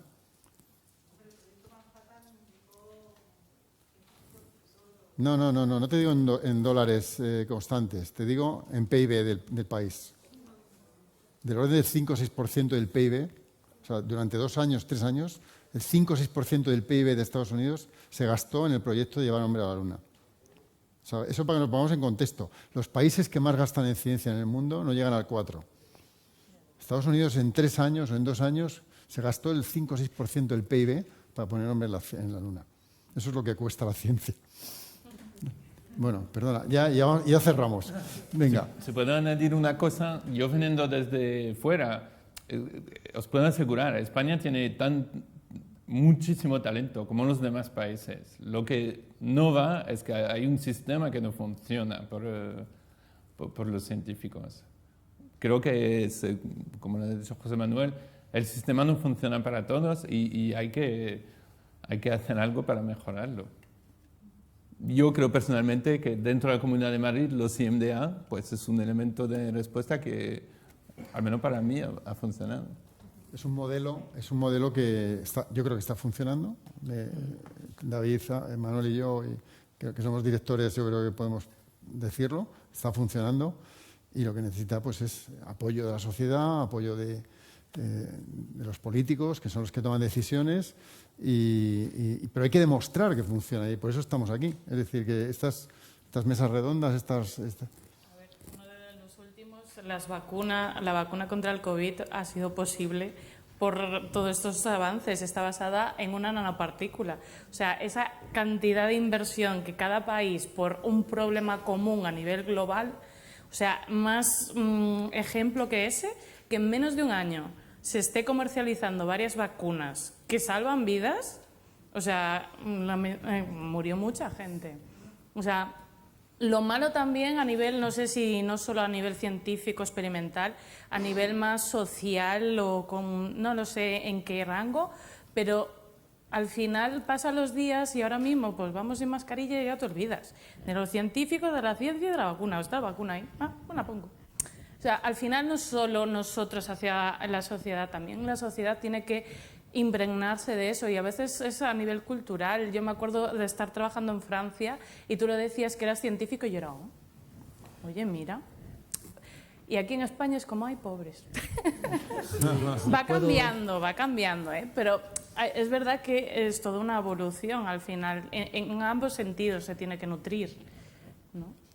Si puedo mencionar algo con ese respecto, y aunque no soy la persona más indicada, porque no soy ni historiador ni economista, si uno mira la historia de España, han pasado varias cosas. Al principio del siglo XX, el que inventen ellos, que no nació en ese momento, sino que viene de momentos anteriores, donde cuando España traía dinero y riqueza a esas puertas de Norteamérica, otros países estaban creando la Royal Geographic Society y estaban dando premios enormes a personas que consiguiesen crear un reloj preciso para saber la latitud en la que se estaban moviendo los barcos. Y España tuvimos un regalo envenenado en ese momento. Y yo creo que eso se ha ido arrastrando hasta ahora en todas las instancias de la sociedad, en las leyes, en la percepción de la ciencia. Y eso es algo que, pues, como mencionaba, en otros países, si eres científico, si eres maestro de escuela, te dicen, haces una labor buena para la sociedad. Enfrentémonos a eso e intentemos. Bueno, de todas maneras, tenemos que cerrar, pero yo creo que tenemos que cerrar con un mensaje optimista. ¿Por qué tiene que ser un mensaje optimista? Bueno, aquí veis, en este momento en esta mesa tenéis 3 y 4, 7 jóvenes científicos que como ellos hay miles en España que están empujando por la ciencia, que hay todavía gestores que tienen ilusión para sacar adelante esto y que yo creo que entre todos conseguiremos cambiar este país en la dirección de creer en la ciencia como motor de la sociedad. Eso es lo que tenemos que hacer y yo creo que es lo que tenemos que empujar entre todos. Y no solamente los científicos, también la sociedad. Yo creo que hay que acabar con ese punto de optimismo, mirar las caras que tenemos alrededor de gente que trabaja en lo que le gusta, que empuja, que hace un trabajo útil por la sociedad y que merece la pena. Por tanto, yo os pediría un aplauso para ellos.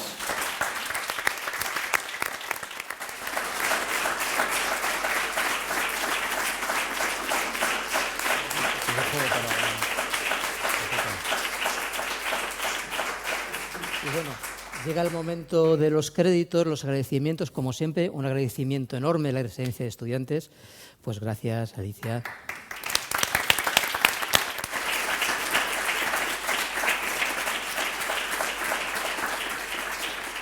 Todos los años nos acoge estupendamente. Un agradecimiento a la Comunidad de Madrid y a la Fundación Madrid+D. Y un agradecimiento para alguien que está entre bambalinas, que es discreta, que hoy se viste de rojo, que está ahí de pie, que es Begoña.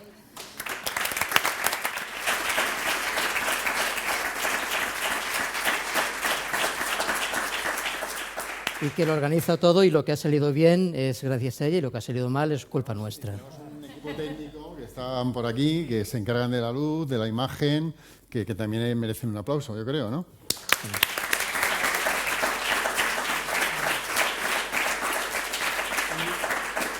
Ya para cerrar completamente, acordaos, por favor, de ir a la web de INDEA, www.indea.org. Hay un enlace a una encuesta, rellenadla para... Nos viene muy bien para mejorar estas actividades y para el año que viene sea mejor. Efectivamente. Bueno, pues, muchísimas moderadores. Gracias.